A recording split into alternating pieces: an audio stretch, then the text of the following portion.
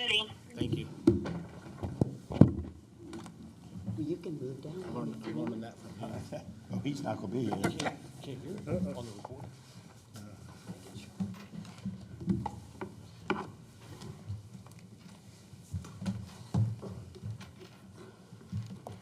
How you doing this morning? Welcome, everyone. Welcome to the September 23rd, 2025 Marine Resources Commission meeting. I'd like to call the commission meeting to order. Please stand for the Pledge of Allegiance by Associate Member Branson, followed by invocation by Associate Member Erskine. I pledge allegiance Of the United States of America and to the republic for which it stands, one nation, under God, indivisible, with liberty and justice for all. Let us pray. Thank you, Lord, for giving us this day to meet here at Virginia Marine Resource Commission. Allow us the knowledge and wisdom to responsibly discuss these important marine issues. We pray for this in your name. Amen. Thank you all. Thank you all. Once again, welcome everyone to our September 23rd meeting. First item on the agenda is approval of the agenda. Are there any corrections, deletions, or changes by commission members or staff to the current agenda? None. Seeing none, matters before the commission. Motion to approve as Mo- Motion to approve from Mr. Erskine, seconded from Mr. Branson. Any further discussion? All those in favor say aye. Aye. All those opposed? Motion carries 7-0. Let the record reflect, I forgot to bring this up, that Associate Member Preston Thomas is not here today. He's not present. All right, moving right along. Thomas Preston, I'm sorry, I apologize. I'll get it straight after a while. Minutes. Are there any corrections or deletions or changes for the commission members or staff from the August 26, 2025 commission meeting minutes? Seeing none, matters before the commission. Move to approve. Got a motion to approve from Associate Member Branson, got a second from Associate Member Erskine. Any further discussion? All right, all those in favor say aye. Aye. All those opposed? I need to abstain. And one abstention is Mr. Hand, Associate Member Hand. So motion passes 6-0-1 with Mr. Hand abstaining. All right, that being said, swear in VMRC staff and VIM staff at this time. They'll be speaking and presenting testimony during the meeting. Do you swear to tell the whole truth, nothing but the truth, so help you God? All right, moving right along. So, Chief Owen, I guess there are no page 2 items today, so we're moving right, no consent agenda items. Kelsey, is there any need for closed meeting or consultation with council before we move along? No, sir. All right. Y'all are making this easy for me so far. We'll see if it stays that way. All right, Chief Kenyon, you're up.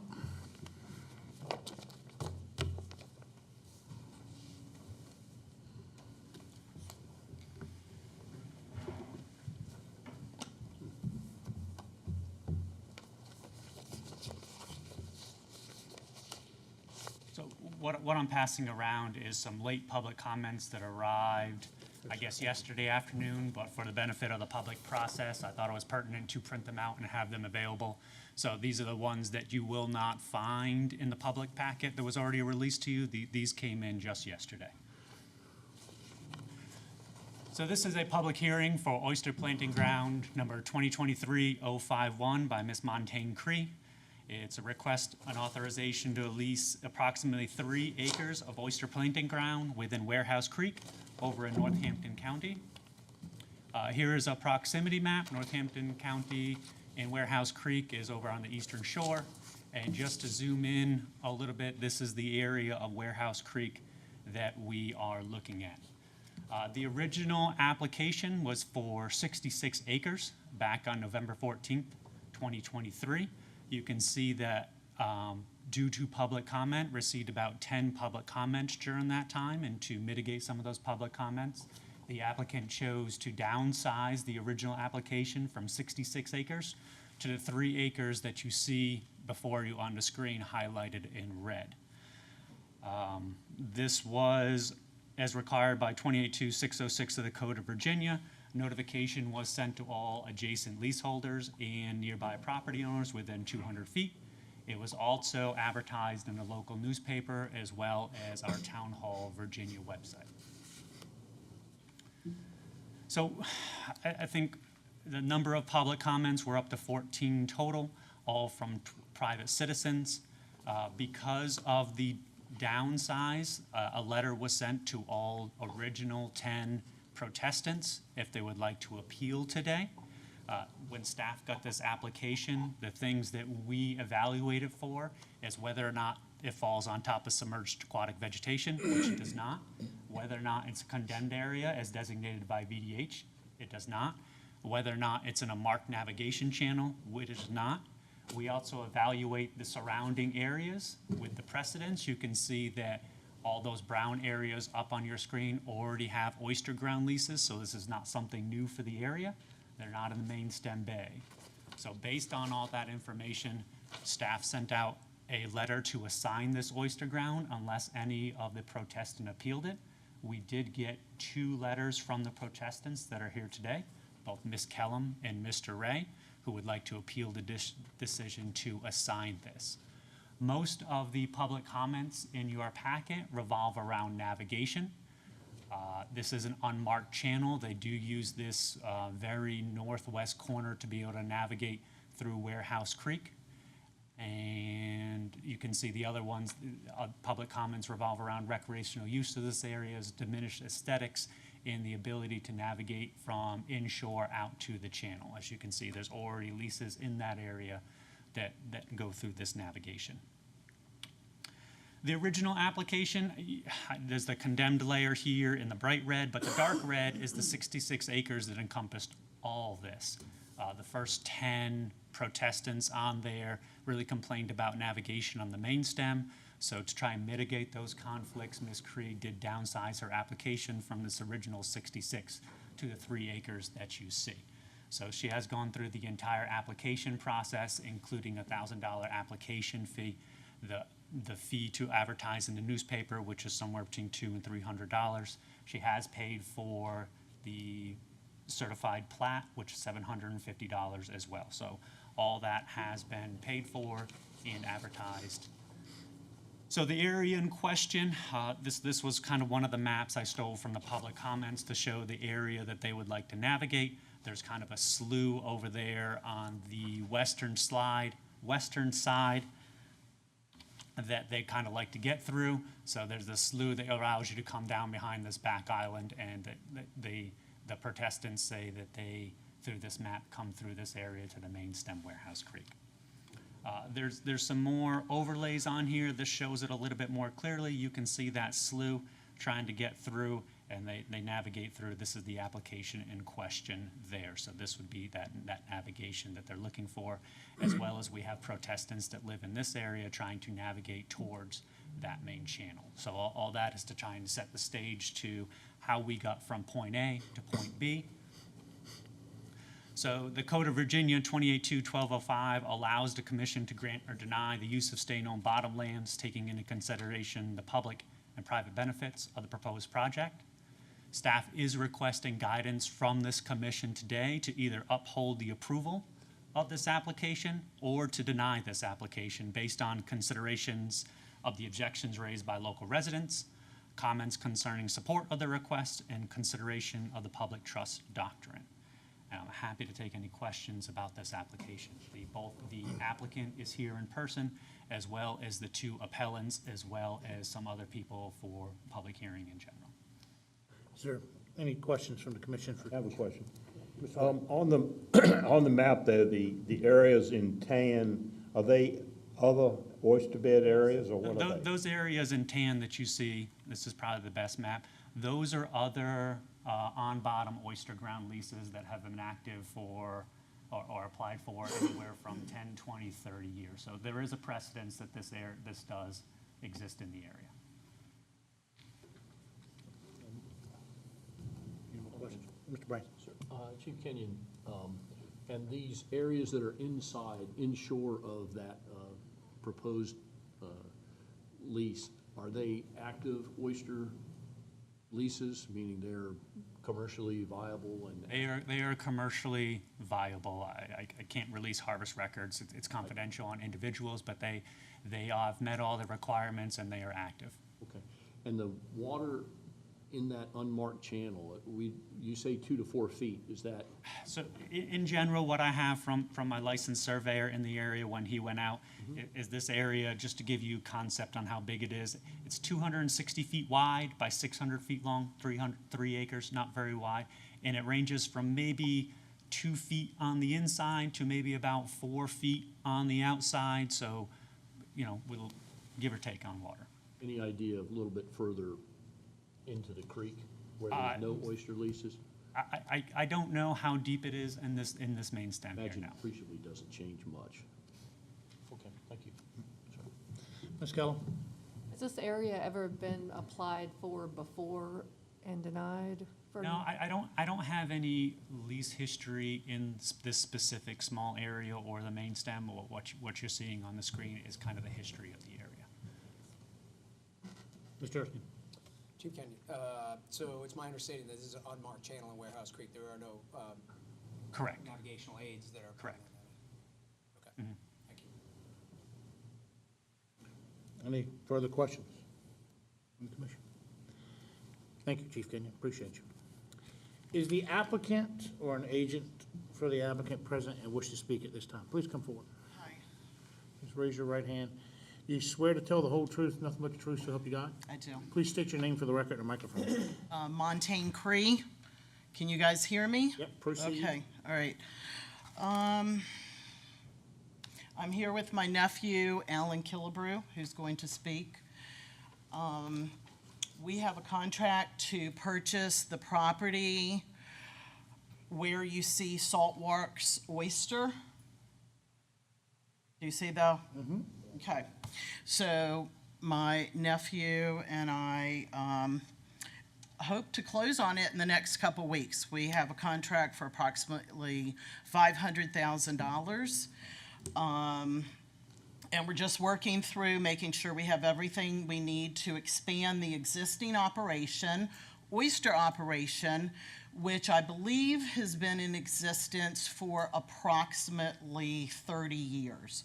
Mr. Richard Cantwell started it, and then Adam Kucinek, who's the equitable owner, he bought it with owner financing from Mr. Cantwell. He owns it now. He's owned it for about 5 years, and he has maintained it as a working aquaculture endeavor. My nephew has been one of his biggest purchasers of oysters for the past 5 years since the pandemic hit.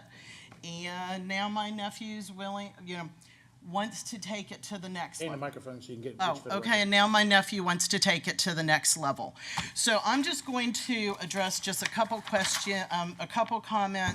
in Ms. Kellum's letter. And it starts with that Montaigne Cree has, that I don't live, work, or play on Nassawadox Creek or Warehouse Creek. So I've lived on Nassawadox Creek for approximately 20 years. I live approximately about a mile and a half from this property. My original co-applicant, Doug Rippin, lives on Warehouse Creek, just east of these proposed grounds. When you look at the brown area to the east, those 3 oyster grounds are part of what my nephew and I are purchasing it. In order to expand it, this application of just 3 acres out of the original 66 that we applied for are really important to us, and they are contiguous to our existing grounds. So my nephew is very involved in this, and I think we have a very vested interest, even though one of the opposing people said that we didn't. By the time my nephew finishes paying this off, he will have paid over $1 million for it. 2 or 3 weeks ago, we just bought $20,000 worth of oyster seed and planted it right in that area. Not in the red area, but in the brown area. contiguous to the ones that we are applying for. Todd Arnold, who lives across the creek on Warehouse Creek, took Doug and I through that area and showed us the channel, which runs very close to the north end of the creek. So pretty significantly to the north of where these proposed grounds are. And there is a lot of water surrounding the proposed grounds that I'm applying for. Those boats can go a little further north and come right back around. So we have already, aquaculture is happening right there. It's going to continue to happen, and we just hope that you will grant our application, because if ever there was an application that I would think would comply, it would be somebody who's very vested in it, who just wants to expand a current operation. And I do want to just read one more quick thing from an adjacent property owner. He lives 3 parcels over. He bought a 40-acre waterfront farm for aquaculture. His letter is in there, and I hope that you guys will read his letter. His name is Joe DiPaolo, and let me just grab my phone just super quick, because this is his dream. And we're going to be working with him to give him some of the existing ground that we have so that he can pursue his dream of aquaculture in his retirement. And this is only going to take me 1 second. All right, this letter's in there. And again, You don't need to read his letter. We have it for the okay, record. very good. Well, Joe DiPaolo lives 3 parcels over, and he's going to also be growing oysters, and he is going to be providing some jobs to people who otherwise would have a very challenging time obtaining employment. So he's doing it for altruistic reasons also. So I'm available for any questions that you guys have, but I really hope that you'll grant our application. Is there any questions for the speaker? Mr. Erskine? Thank you, Dan. How did the original application for 66 acres, that was clearly heavily opposed, how did you land on 3 acres, and why? Because this is really contiguous and there's lots of water around it, so we felt that that wouldn't impede any of our neighbors. And I know most of the people, they are my neighbors on Warehouse Creek right there. So, we decided to just focus on this one part that was the widest part of the creek where plenty of boats could just scoot around them. Yes, sir. So are all 3 acres productive? They will be. Yes, they are really good grounds, contiguous to our existing ones. Our existing grounds, it's a really ideal place to grow oysters. And there are a tremendous amount of leased grounds along Nassawadox Creek and Warehouse Creek. Most of those grounds have nothing in them. Nobody's planting. A lot of people get grounds just so that they don't have any oysters in front of their property. We hope to, my nephew is going to be opening restaurants in the future, oyster bars, and also he wants to do processed foods. He is an incredible chef, and he wants to be able to make oysters Rockefeller to sell. So he hopes to really expand this. That's going to bring a lot of money to the Eastern Shore and employ a number of people. That's not going to happen right on this property, but these oysters are vital to that. Mr. Branson? Well, thank you. Ms. Creed, thank you for being here today. You say you're in the process with enclosing a purchase of Saltworks oyster? Yes, sir. It's called Muddy Waters, but yes. And the 3 leases you show on there, who works those now? The current owner, Adam Kucinek, has them worked, and my nephew's been participating for approximately the last 5 years of working them, buying a lot of the product that's grown there. Do you, or who's going to run this business? Are they a commercial waterman? Are they going to work that water? My nephew is going to work it, but he's also going to oversee it. He's not going to just constantly grow oysters, but he's going to be vital. It's going to be his operation. My mom and I are backing him financially. He's an incredibly hardworking young man, and we are investing in my nephew. Well, my question is, whose waterman's card are you working that lease, that proposed lease? Is there a commercial waterman that You don't have to have it for a lease.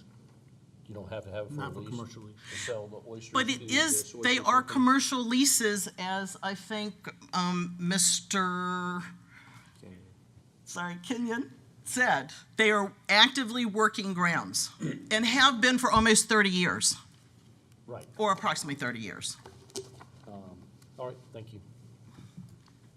Mr. Wade? The three parcels here, that are leased presently by this person that wrote the letter, do those leases, when you buy the Saltworks oyster parcel, do those leases transfer to you? That was a vital component to No, the just a yes or contract. no Yes, question. yes. Okay, thank you. Any more questions for the speaker? I have a Ms. question. Edwards. In that area, and I am familiar with that area, if you put oyster cages down there, won't that impede other additional working boats and pleasure boats from going in that area and cause them to have to go around? Absolutely not. In my opinion, no. There is a tremendous amount of water. If you weren't looking at all that brown, you would see a whole lot more blue, which is water. This is a small little area in Nassawattix Creek. So no, it is not a big deal to go over 200 more feet. It's 200 by 600 or 250, 260 by 600. No. Thank you. Any more questions for the speaker? Thank you, ma'am. Thank you very much. Is there anyone else in the audience that wishes to speak in support of this proposal? Please come forward. Raise your right hand. You swear to tell the whole truth, nothing but the truth, so help you God? I do. Please state your name for the record. Alan Killebrew. Proceed. All right, how's everybody doing this morning? Wonderful. Great. Thank you for your time. My name's Alan Killebrew. I was born and raised on the Eastern Shore. Most of my family... Microphone, please. Yes, sir. Most of my family was living there before I was born. I've been an oyster dealer with the state of Virginia for over 5 years now. I've been selling oysters from Muddy Waters since COVID, and during that time, when everything shut down, we'd sell at farmers markets and door-to-door delivery, just for people that didn't want to get sick. They'd leave a cooler out, and we still do home delivery. Since then, I've expanded to restaurants, grocery stores. We also do a lot of events where we do raw bars as well as cooked oysters for small weddings up to big parties over 400 plus. We do one for the Hampton Roads Association of Commercial Real Estate every year. And that's part of what I really want to get into, as well as the oyster bars that she had mentioned. Back to the property, it's a small ground there directly adjacent to what is currently owned by Muddy Waters, or leased by Muddy Waters, to the west side. And the water flow there is great. It's a great property. As you can see on the top left of the map, there's a lot more space that's navigable than in the middle where it's already leased. And in the middle there, even where it's so tiny, boats don't have any trouble getting in and out. It's very easy to access. I've had the pleasure of meeting a lot of the neighbors there. Directly to the east is a nice gentleman named Steve. Whenever I'm there, we always wave, talk. He's a great guy. He has no problem whatsoever getting his boats in and out, in and out. There's plenty of space, as will be for Ms. Kellum as well. Let's see. I guess that's the gist of everything that I wanted to say. I think that property there is just, or the leased ground that we're applying for there, it's just a perfect addition closer to the Chesapeake Bay with optimal water flow that is, again, just a direct extension of what's already operating and in use at the moment. And that's about it. Is there any questions for the speaker? Mr. Erskine? Yes, sir. Thank you. What kind of production do you anticipate on this lease lease should it be approved? Meaning, what kind of species do you plan on growing and how? So Oysters? oysters, farm-raised oysters. We'll be using the racks that are already existing there and possibly adding just a few very similar methods which have worked great for the time that they've been there for, over 20 years, give or take, since Mr. Cantwell purchased the property. As a follow-up, sir? Yes, sir. So this is just a oyster planting ground lease. Should you go above 12 inches, you know that you'd have to come back for an additional permit, right? Yes, sir. Okay, thank you. Absolutely. Any more questions for the speaker? Oh, and just on a side note, I actually had an inspection with the Shellfish Sanitation Department at said property yesterday with Miss Tricia Wagner, and we were just talking about everything briefly, and it seems to be the perfect piece to just add a little extension on the side closest to the Chesapeake Bay. Thank you. Yes, sir. Is there anyone else in the audience that wishes to speak in support of this project? I have a question. It's more of a legal question, but, Speak in the microphone so she can hear you. huh? Speak in the microphone so Kelsey can hear you. Okay, and I'm not familiar with the oyster leases, but can they be transferred with a piece of property, or are they with a person? Adam's coming up to we don't get involved with the property, the Highland property. I don't know the answer to this question. Just a couple clarification. Is those three grounds that we're not necessarily discussing today, they are currently owned by Mr. Richard Cantwell. They are not owned by Muddy Waters. When you transfer an upland property, there is no transferability of oyster ground leases with that. That is a separate process contained here within VMRC that requires a two-signature form as well as a review. So nothing in a real estate agreement or anything like that would transfer those grounds without a signature and a two parties from this. And as well as the law allows for propagation of shellfish on the water, so that's up to 12 inches, whether they choose natural ground or they choose to do it in cage, nothing can be over 12 inches. And the law says that nothing can have more than a minimal impact on navigation. So it does speak to some of these points that came up. So the Cantwells own those leases presently. Absolutely. Can they transfer them, or do they have to go back out for bid? No, they can transfer them. It's a simple two-signature form here at VMRC and a Okay. review. That's the question. Thank you. Mr. Branson? Chief, is that transfer in process that you know of? No, I have not received anything. Further questions? Thank you. All right, I open it up for support, that nobody else came up. Is there anyone in the audience that wishes to speak in opposition to this at this time? Please come forward, ma'am, please come forward. Raise your right hand. You swear to tell the whole truth, nothing but the truth, so help you God? Yes, sir. State your name for the record, please. Rachel Kellum, Proceed. and I am not related to this Miss Kellum, just for the record. I do have a packet that I'd like everyone, it's one per person. There might be a few extras. Got you, thank you. Go ahead, proceed. Okay, okay, You're sorry. on a time limit. Oh, okay, all right. You don't want to waste it being All right. silent, I can tell you All right, that. I want to thank everyone for being here, especially, every fourth Thursday of the month. That's a heck of a commitment, especially at least 12 times a year and at 9 a.m., no less. I also want to thank Board Member Jeanette Edwards for taking the time to personally come and see this proposed lease from my dock. It's my opinion that the frame that y'all see is actually not very accurate as far as the proximity to my dock. The Richard Ray brown part right under the proposed lease, Richard Ray is also here in opposition. He is my neighbor, and he has a vested interest in making sure that oysters don't grow directly in front of our dock, right? His oyster grounds, he grows them wherever they need to grow, wherever he wants them to grow, but he has a vested interest in making sure they don't block our direct access to the channel that you see in front of you.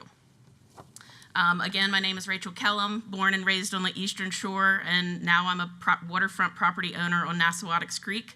And I haven't slept well since this application was submitted over a year ago. In the exact placement where it is, it will prevent me from accessing the main Nassawattix channel as well as the shortcut to Bayford, which Mr. Kenyon spoke to earlier. Is there any way I could go back on your slides to show that? I initially opposed Ms. Cree's 66-acre Warehouse Creek lease because that proposed lease would have blocked the whole mouth of Warehouse. The proposed grounds were actually on the channel that's a very small slough getting out of the Warehouse Creek. And then, as one of the initial opposers, I think it's really interesting that her brand new revised lease is directly in front of my dock. I kind of call that a legal spite lease, to be completely honest.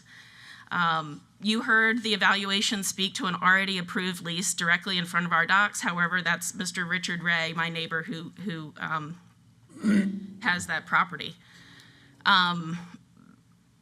In fact, when I purchased my home in 2021, we reached out to the local VMRC and were told that we didn't have anything to worry about since this was a well-known channel of a creek and nothing can viably grow there. So I didn't know anything about condemnation or a process in which to make sure that this application couldn't go through. I just dropped it because I also didn't want to put an application in for a spite lease just to make sure that no one else could grow oysters there. I was doing the right thing. So I'd like to just kind of point through Mr. Kenyon's evaluation, since I had that a couple of days ahead of time. The first paragraph of his evaluation, it talks to approximately 3 acres of oyster planting grounds within Warehouse Creek. It's actually 2.3 acres and not 3 acres, and it's in Nassawattix Creek and not Warehouse.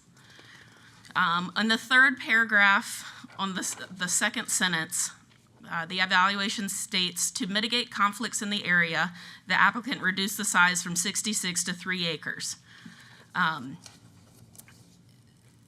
This mitigation resulted in 8 of the 10 individuals no longer pursuing their public comments. Again, this smaller size in Nassawattix Creek and not Warehouse Creek, thus the original opposers didn't realize this proposed lease was still going to impact their access to Warehouse Creek and the back way to Bayford. I have spoken to many of the original opposers. I gave you a minute over your time, so kind of wrap up. Okay, all right. So it is, Gunter's gut is exactly what is being showed on this very narrow gut. However, we heard people talk about you only take the top portion of this application when you're actually trying to access the gut, and that's not true at all. Number one, it impedes my way to get to the deep channel of Nassawattix Creek, and it also prevents every single boat, any boater on Nassawattix Creek, from accessing the back way or the shortcut to Bayford. Thank you. Branson. Ms. Kellum, thank you for making the trip here today. If you can take the mouse and you see the red pointer that's on there, I was going to get technical Yes. here. You put it on that long pier. Yes. On the Right longest here. pier. Now, if you were to transition with a vessel into Warehouse Creek, I see where there's like 2 sandbars that come out. If you move that pointer where your vessel would travel, So this is an outdated aerial view of what actually has happened in the last couple of years. As everyone on the Eastern Shore knows, every year storms, etc., create sand drifts. Right now, this is a kayak can't even traverse right here. So the way that you would go, here's Bayford, over here, Bayford Oyster House, Gunter's Gut, around this really closely, really tightly. That was a big to-do when they built this dock forever, about 20 years ago. And then you actually go this way to get into Warehouse. If you go this way, you will run aground. If you go this way, you will run aground. If you go this way, you will run aground. You can actually see the shoal right here. So you traverse just like this to have any hope of getting into the narrow Warehouse Creek. And again, my house is right here, and the poles are within throwing distance of my dock. So this does not accurately place the application. To Mr. Ray, excuse me, to Mr. Ray's Dock. oyster leases that he has, correct? Correct, but he lives right here, or right here, and he makes sure that in growing his oysters, they don't impede our access, his access, my neighbor Rick Greger's access, and my access from getting this way. This is we can't go this way. This is fully shoaled in. You spoke about his neighbor, Steve Stewart, not having any issues navigating. Steve has the unfortunate, anytime that he tries to put his boat lift down, he can only do it during high tide because it's so shallow around his dock right here. So, Any more questions? Thank you. thank you. Can you go back, wait a minute, I got a question. Can you go back to that other drawing, Adam? the one that has the 3 parcels on it?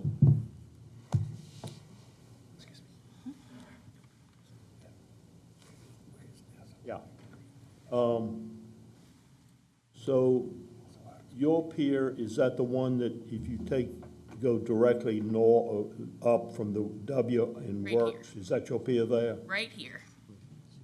So how do you get out with all those oysters? Everything in brown looks like it's surrounded. I don't go this way. I have to go directly like this. There's a dock with a boat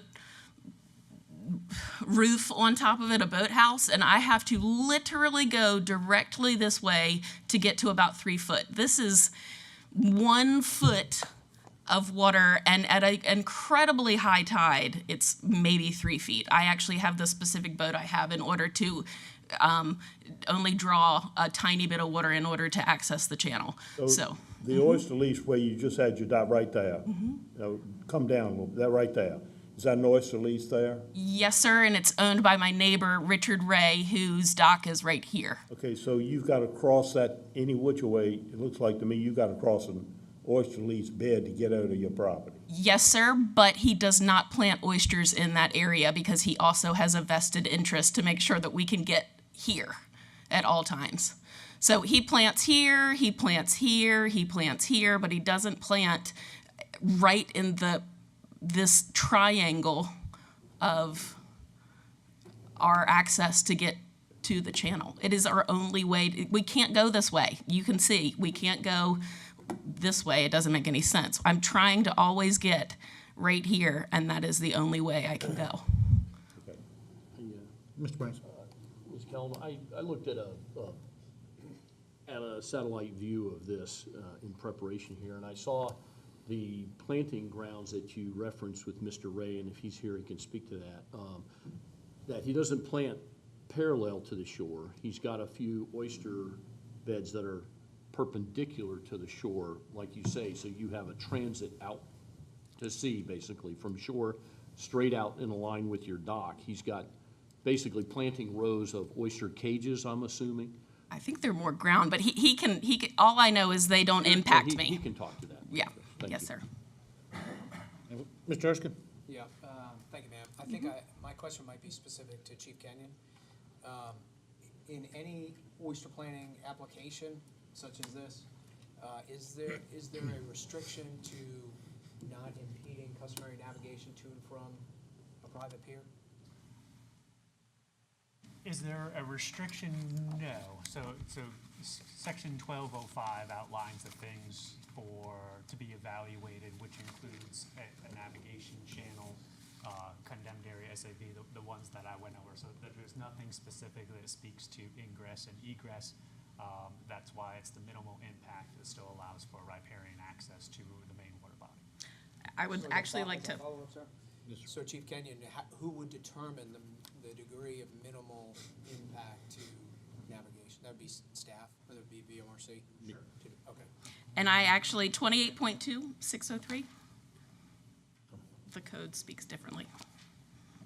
I think what Chief Kenyon was telling us, we're the ones that decide what your question was. I think that's what he's doing there. Any more questions? May I read a code? No, ma'am. Okay. No, ma'am. I'm pretty sure we're very familiar with that, but thank you. Thank you very much for your time. Is there anyone else in the audience that wishes to speak at this matter at this time? Let's come forward.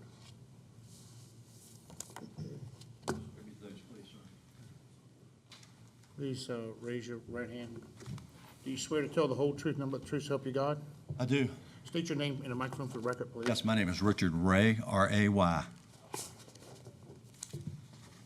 Yes, sir. Proceed. I won't spend a lot of time reiterating what Ms. Kellum has already said regarding the hazards to navigation. I believe that visual presentations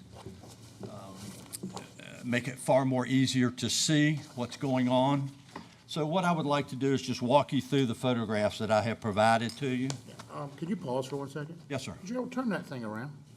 Turn that thing around. You don't get to put poster boards in front of my face unless you're submitted for evidence. Turn it around.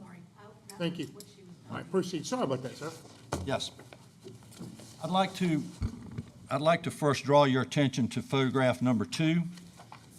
That is the marker and that Mr. Daniel Faggart put out the day that he did the initial survey.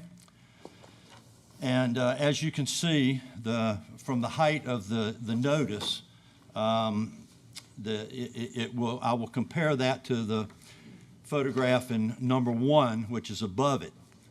You'll notice that that there's quite a bit of difference in height there. This is if you'll notice too, this is just off of my bulkhead, and it is mud. This is an extreme low tide, which we get very frequently.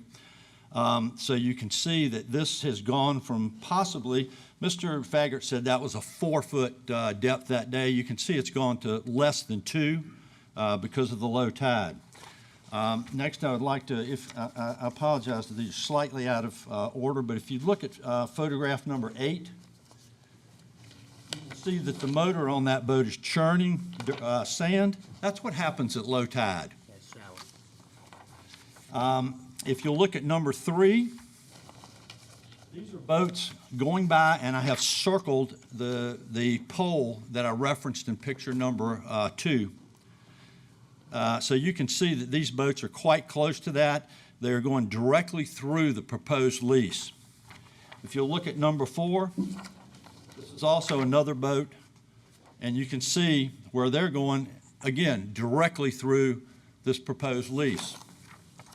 If you look at number 5 and number 6, further evidence that these boats are going directly through the proposed lease. And you can see, too, that some of these boats are commercial boats that are going to other oyster leases.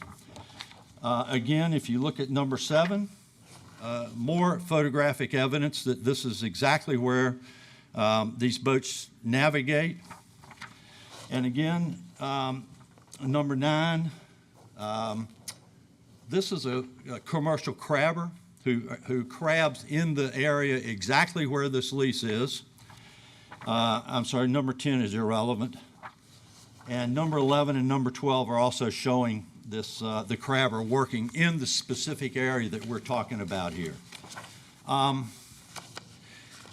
Contrary to the channel photos that we've seen, there is no marked channel, and the channel is shifted considerably versus current maps and the staff's knowledge. This is a hazard to navigation at low tide, and this is far more than a minimal impact on navigation. The law requires any minimal navigation effect on navigation to deny the lease.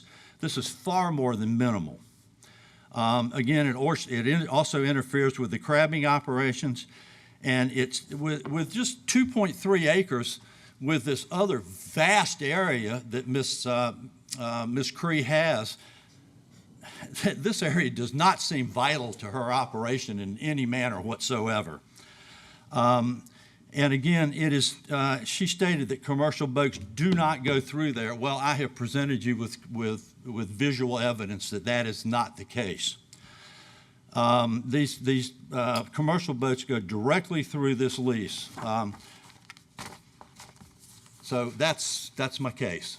Thank you, sir. I appreciate it.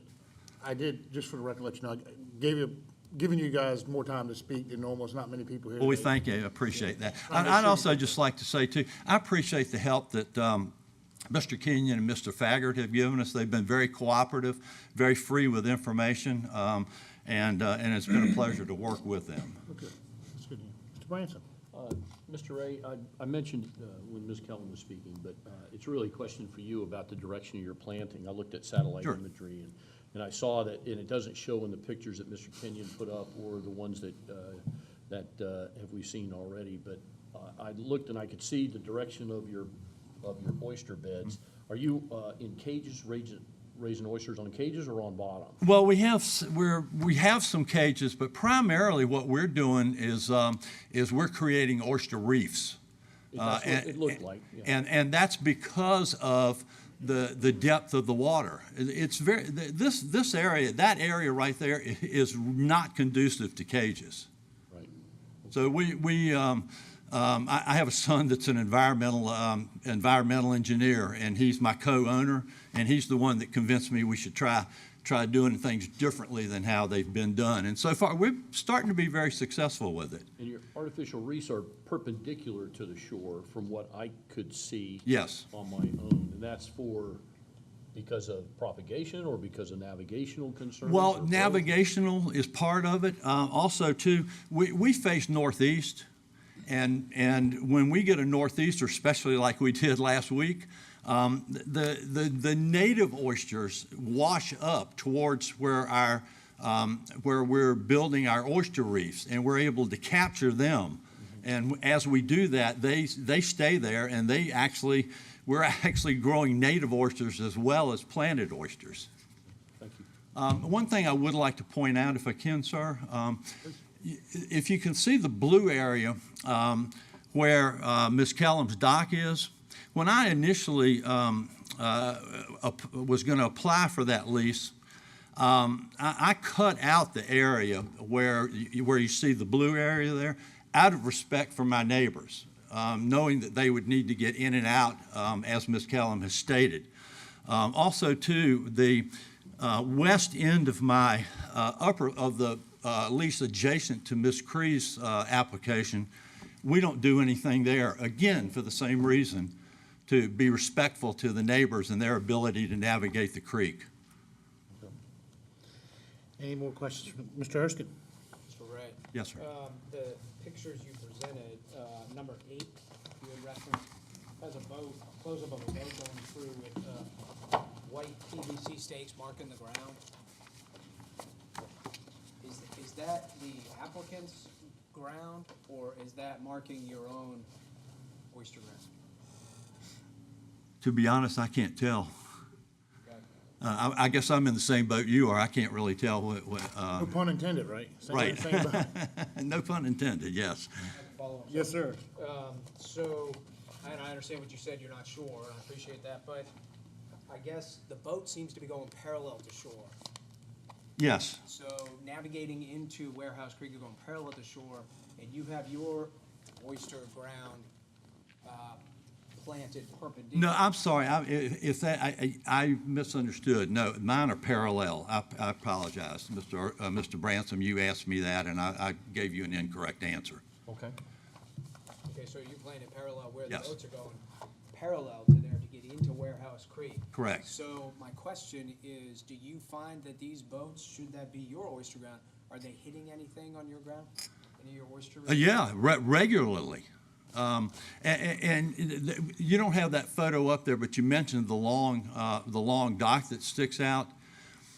Because of the shifting shoals that are there, that when boats come around that dock, you literally could stick your hand out and touch those boats when they go by. That's how close they have to go.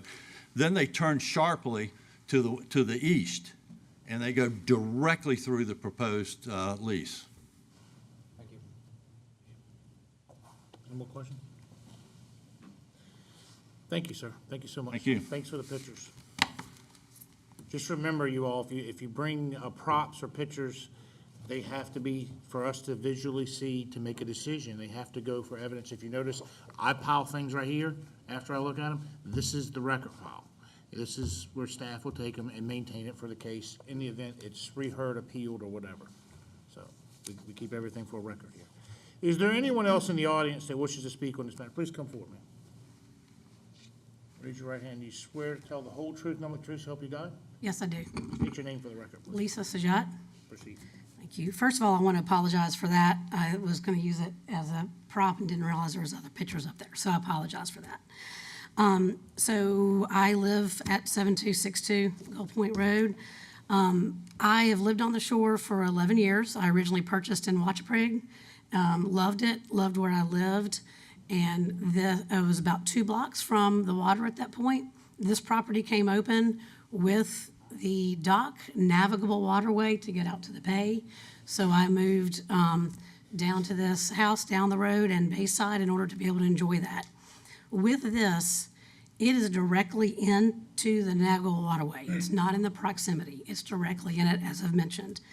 All I would ask is that y'all take into consideration what Ms. Kellum and Mr. Ray said about the location of it and the ability to access Nassawatix.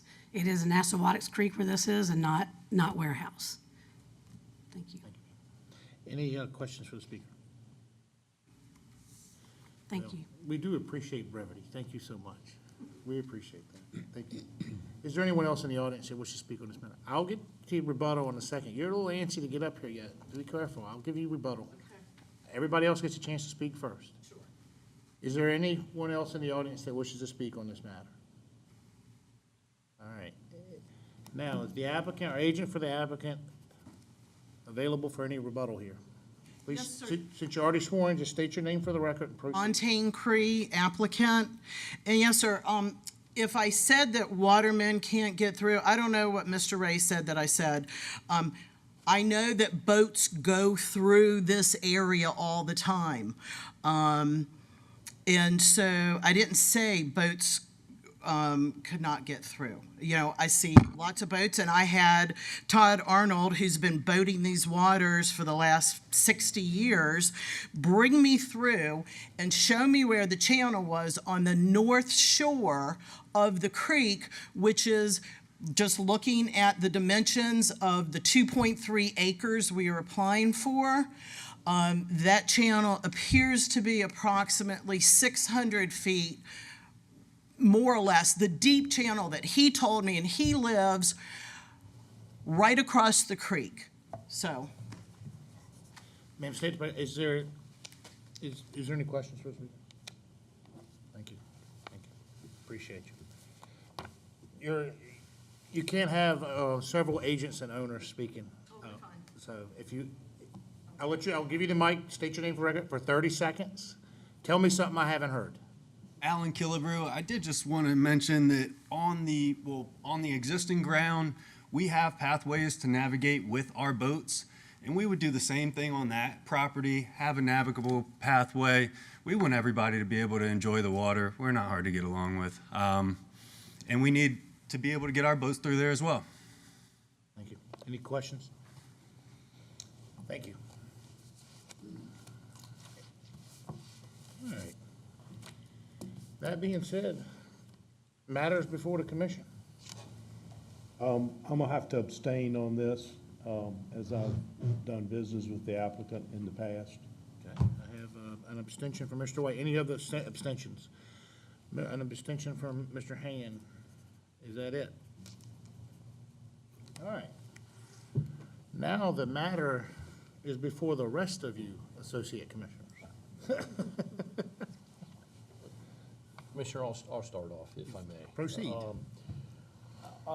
There's a lot of pending actions, the purchase of Ms. Cree's, the business she talked about, the transfer, the oyster grounds that obviously aren't too much of a issue with the commission. Those 3 oyster grounds that she proposes to transfer are total about 44 acres if I calculate it right using the Chesapeake map that Chief Kenyon and staff put together. It's 3 leases ranging from 9.1 to 12.8, 11.9 acres, comes out to about 43 point something acres. And we're talking about adding an additional 2.3 acres onto that grounds that they develop. I'm not sure that this is a good idea with a potential conflict with navigation. We've seen some pictures from Mr. Ray. He's talked about how he's mitigated navigation issues for his neighbors to transit in and out from the shore, from their dockage to deeper water, if deeper water can be even said in Warehouse Creek. I'm just not sure this is a good idea, the best use of state-owned lands because of the conflicts in navigation. We saw on the map where Ms. Kellum highlighted where the channel goes by the long dock, and then it's pretty obvious that the best way into Warehouse Creek is right through that proposed applicant's lease. So I'm not in favor of this lease. I just think the 43.8 or 9 acres that they currently want is probably sufficient, and that additional 2.3 won't be significant impact to their operations, but it could be greater impact to the users of the Warehouse Creek waterway. Over to you, sir. Thank you, sir. Thank you for that. Is there anyone else? Mr. Erskine? Thank you, sir. I want to thank the applicant as well as the opposition for being here today. I know it's obviously important to you all. And I understand that operation. I commend you on taking this over and taking that risk and participating in aquaculture. It's a pretty important part of the economy of Virginia. You know, I think everybody in the industry has a responsibility to be good neighbors, and our job here is to balance, even though it's difficult, to balance, you know, the public trust doctrine as well as these economic impacts to Virginia. And navigation, I think, is the crux of what we're talking about here. So I think in your testimony, Ms. Cree, in the beginning, you said that these channels, although they're unmarked, they shift and they change, and creeks open up with different navigational channels at different times based on storms or shifting sands. I think that's common throughout the Eastern Shore, if I understand. So this could change, certainly, in the future. I do see, you know, there are other acreage that you have in production or may have in production after this, and that's great, but what we're focused on is the 2.3 acres. And I guess the testimony I also heard is that the entirety of the 2.3 acres is impeding, or can impede navigation to Nassawadox or to Warehouse Creek. So I tend to agree with Mr. Bransom that, you know, this may be an area that cannot or may not be appropriate for aquaculture because of its depth and navigation. But I'm having a difficulty here balancing aquaculture and the fact that we should support, I believe, support aquaculture and development. So commend you on the application, and good luck moving forward regardless what happens here at the board. Thank you, AJ. Appreciate you. So, anyone else? Well, I'll say it one more time. Matters before the commission, and I'll add this to it. The commission operates on motions, or lack thereof. I'll move to deny. I have a motion to deny the application from Associate Member Bransom, I apologize. I second. I have a second from Associate Member Edwards. Any further discussion? Mr. Erskine. Maybe I have a question here, Chief Kenyon. And you presented in the beginning, you know, a lot of testimony about what the fees have been paid and surveying and application and such on this 2.3 acres, or the original application, let's say. Absolutely.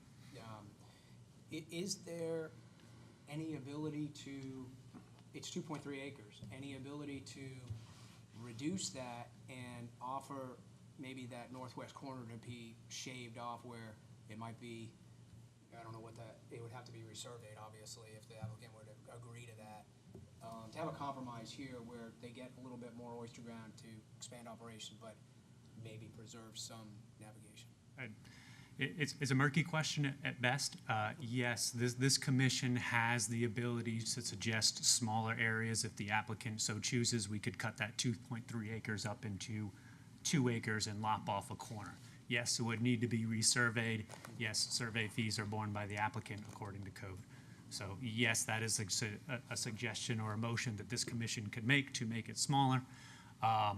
With any new area, because it's new to the public, We might get some public comment on some smaller area once it's staked. We could have different public comment on that as well. So it kind of, yes, that is a direction we could take, but it does open back up the entire process for public review. Thank you. Any more discussion? All right, I have a properly made motion by Associate Member Bransom to deny the lease, the application for the lease. That was properly seconded by Associate Member Edwards. I am going to ask for a raise of hands as you vote, so I can count. All those in favor of the motion to deny the application, say aye, along with raising your hand. Ms. Edwards, Mr. Headley, Mr. Branson, and Ms. Kellum to deny. All those opposed the denial, Mr. Erskine. All right, so motion to deny carries on a score of 4-1. So, thank you all for your time and appreciate your input. Please let the record reflect that Associate Member Hand and Associate Member White abstained. And Associate Member Erskine opposed. Thank you all. All right, moving along to the next one. Public comments. Is there anyone in the audience that wishes to speak on an item that is not on the agenda? Please come forward at this time. Please come forward.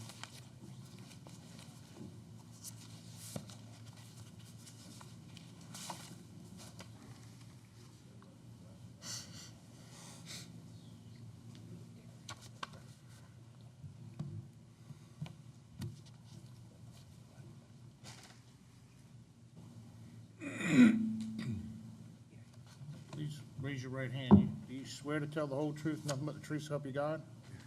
Please state your name for the record. William Newell. Mr. Newell, I see you are being accompanied by a very valuable bodyguard here today, and She is. that has not gone without notice here. So please proceed. All right, I've been a commercial waterman for right at 40 years. I never had a citation. Never had any conflict with the VMRC, law enforcement, state, federal, or the Coast Guard. Had a little mishap this year, first of the year. Miss Ramsey called me up and said that I had went over my rockfish quota. I've never, ever been 1 pound over my rockfish quota, ever. That I had used more tags than what I was issued and went over my quota. Like, how could that be? Well, earlier that year, I was bait fishing up in Matthews, up in Horn Harbor, and I set a couple rock nets while we're up there. And I'm from Virginia Beach. And some gentlemen had come down in the dock, older gentlemen than me, and asked if they could go out and tag a few fish to eat. Well, I didn't have a problem with that, and we took them out 3 or 4 times. So evidently, they had left tags on my boat. I used them by mistake. I did what the state tells me to do. What I keep on that boat, I report.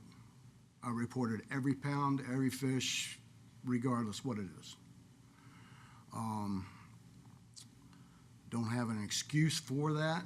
I have a system I use. I keep so many tags back, and when I get down to the last bag of tags on the boat, we wind the nets up and go home. Whether I'm 200 pounds short or 400 pounds short of my quota.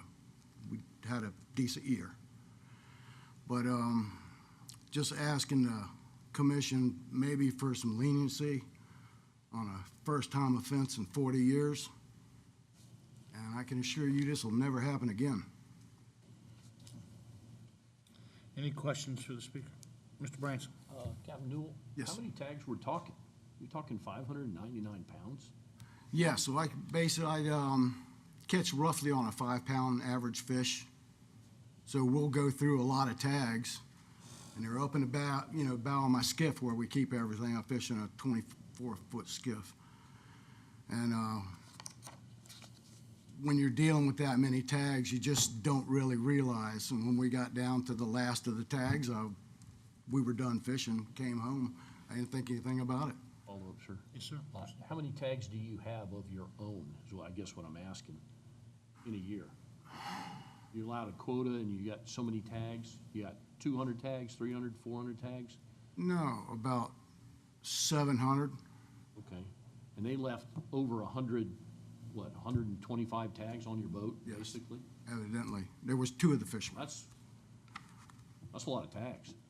Yeah. But, I mean, I didn't know they were on the boat. They were up in the bow of the boat. Right, I know, same color, same, Same everything. I get it, but that's not a miss by a little, you know. Go ahead, sir. Any more questions for the speaker? Thank you, sir, for your time.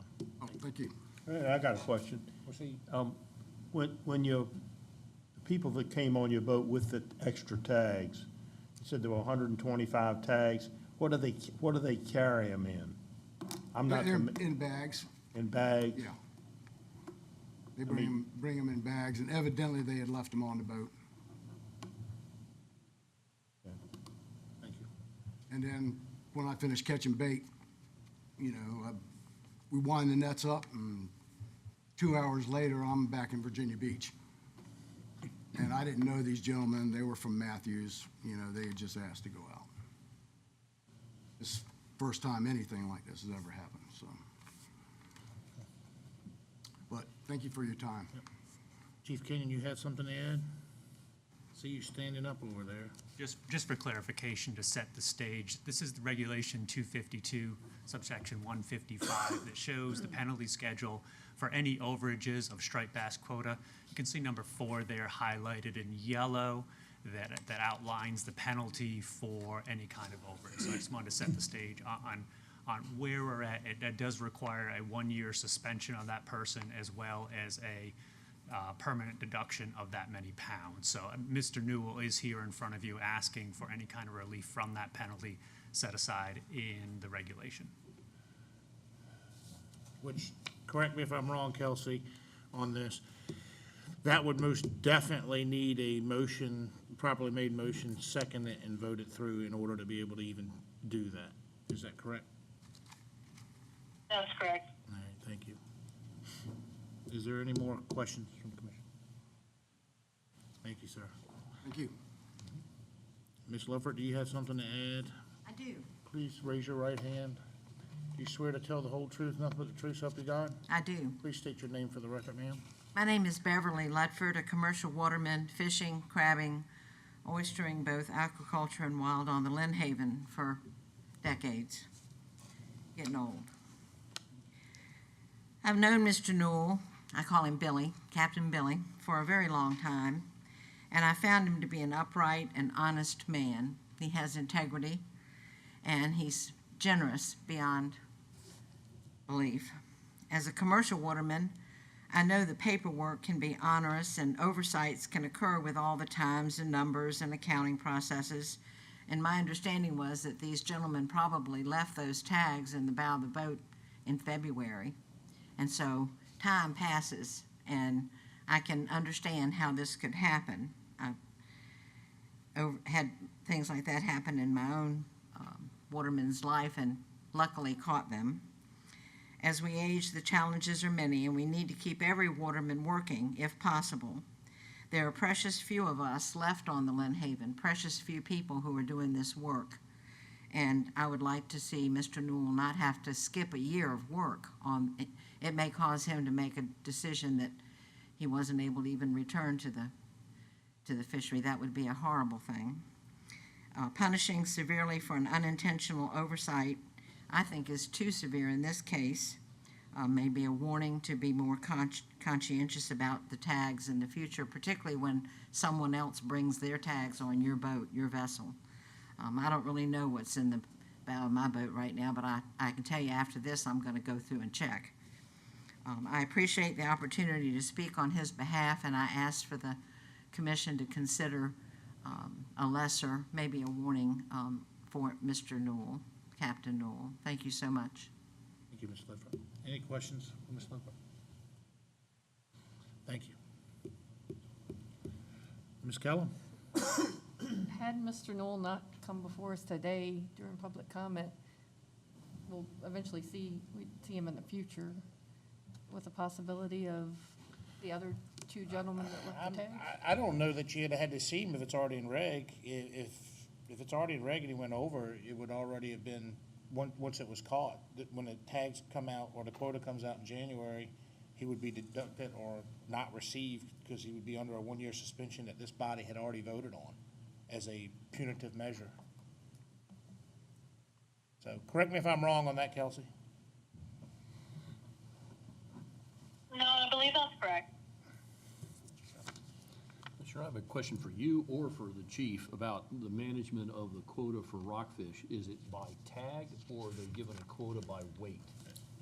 They're given 700 tags and that just comes out to be? They're given a lot more tags. It's a poundage quota now. It used to be one tag, you got a certain amount of tags. We switched a long time ago to a poundage. And then you keep getting tags. If you run out of tags and you have quota left, you keep asking for tags. If you have leftovers, you have to. That's what I thought it was. Yeah, You have get to a work it. certain poundage and you tag up to that amount. In this case, Captain Newell went over with somebody else's tags. Mr. Erskine? I want to thank Mr. Newell and Ms. Ledford for coming up during public comment and bringing this to our attention. I think what we're looking at here that Chief Kenyon put up, the overage clearly is significant. It's not a couple tags. This is a number of tags, a number of pounds, I should say, that's gone over. So I clearly agree with paying that quota back in the next fishing season. I guess where I have a little bit of heartburn is an automatic one-year suspension from the commercial fishery. I don't know if we have the ability to make changes here or suggest a substitution of that, Chief Kenyon. And I think that's gonna be a Kelsey question, but come on up, Adam. But I would say the board put these punitive measures in, and in the past, like when we reissued oyster user fees, we had that, hey, if you didn't buy, we've voted to allow it. If it wins the day in the vote, then ultimately you can, have that option. Kelsey, correct me if I'm wrong, that just because it says it in the regulation, if this body who created this punitive measure votes to waive any portion of this, it is perfectly fine if it wins the day in the vote. You would essentially be voting to give a variance or an exception to the regulation for this particular person. You cannot change the regulations. Right. Okay. Thank you. Mr. Branson? Yes, sir. Thanks for that clarification, Kelsey. I think with or Captain Newell's long, good record and in supporting our fisheries, I agree with Mr. Erskine. Absolutely, 599 pounds needs to come out of his quota for next year, but I would support no suspension and no permanent deduction as a penalty. Taking 600 pounds out of his quota is, he got it last year, he's not going to get it next year. So that's my feeling on this. And Mr. Hadley, sorry about that. I'm writing it down to make sure I've. I'll motion for it when you I know, call. I'll ask for motion, so go ahead, proceed. If you're ready. I would like to make a motion Proceed. to deduct the 599 pounds, Adam, Yes. out of his 2026 rockfish quota with no permanent deducted from anything else or any suspension. Second. All right, so I have a properly made motion by Associate Member Headley to deduct the 599-pound overage from this year to next year's quota with no suspension and not reducing his quota permanently. It's been properly seconded by Mr. Branson, and Mr. Erskine has further discussion. And I agree with that. I'm wondering if you would entertain, the maker of the motion would entertain a friendly amendment to implement, instead of a one-year suspension, a 2-year probation for Mr. Newell. I think, you know, the suspension is one thing, but I think there needs to be a message sent that there should be accountability in the future, so. I'll accept that. We accept it, yep, okay. All right, so we had the motion made for the 599 pounds reduced from this year's quota. No suspension this year, no permanent deduction, along with accompanied by a 2-year probationary period for Mr. Newell. And it was properly seconded. And is that a probation period beginning today or 2 seasons? I would say the probationary period is beginning today. I see. If the vote carries, it will start the second the vote does. Is that correct, Kelsey? You could say when you wanted it to start, but otherwise it would just start. Yeah. Yeah, I'm careful with that one, Kelsey, because remember the maximum times we had with the 5-year, and we tried to modify it, and it wound up being over 5 years. So if you want it a length of time, add the months to it, is what I would tell you, up to 5 years. That's it just makes it easier it's just really hard, because you can't do more than 5. Well, all right, I have a properly made motion. Yeah, Okay, thank you, sir. Properly seconded. Any further discussion? So the probation for 2 years, does that mean if he goes over his limit within those 2 years, what happens? He's gonna have to come back before the commission. Well, that would happen anyway, wouldn't it? Not necessarily, because if you go over on your fish, you automatically lose. So these are punitive measures we're waiving now that would automatically go in effect if he wasn't here today. Yeah, but if he went over next year and he was on probation, he wasn't on probation, he'd be back here anyway. No, because if it's just 76 pounds, it's a warning. It's a warning. Less than 76. If he goes over any at all, he's gonna be back here next year. Okay. That's the way I took it. Is that correct? All right, any further discussion? All right, all those in favor say aye. Aye. All those opposed? Any abstention? Motion carries 7-0. Sir, I guess your bodyguard paid off for you, but please keep track of who you let on your boat and what they bring, please. Thank you. You'll never see me here again. Thank you. By the way, being here give me the heebie-jeebies. All right, well, this is not a firehouse meeting, so you can either leave or sit down and be quiet, but I appreciate you. Thank you. That being said, is there anyone else in the public now that wishes to speak on it? Please come forward.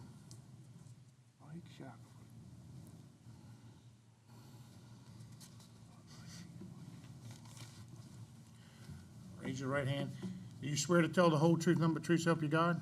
I do. Please state your name for the record. Michael Shackelford. Please proceed. I was here last month to book my shrimp permit and my crab pot license. And I was back in front of y'all. I was told to come back, so that's why I'm back in front of y'all today.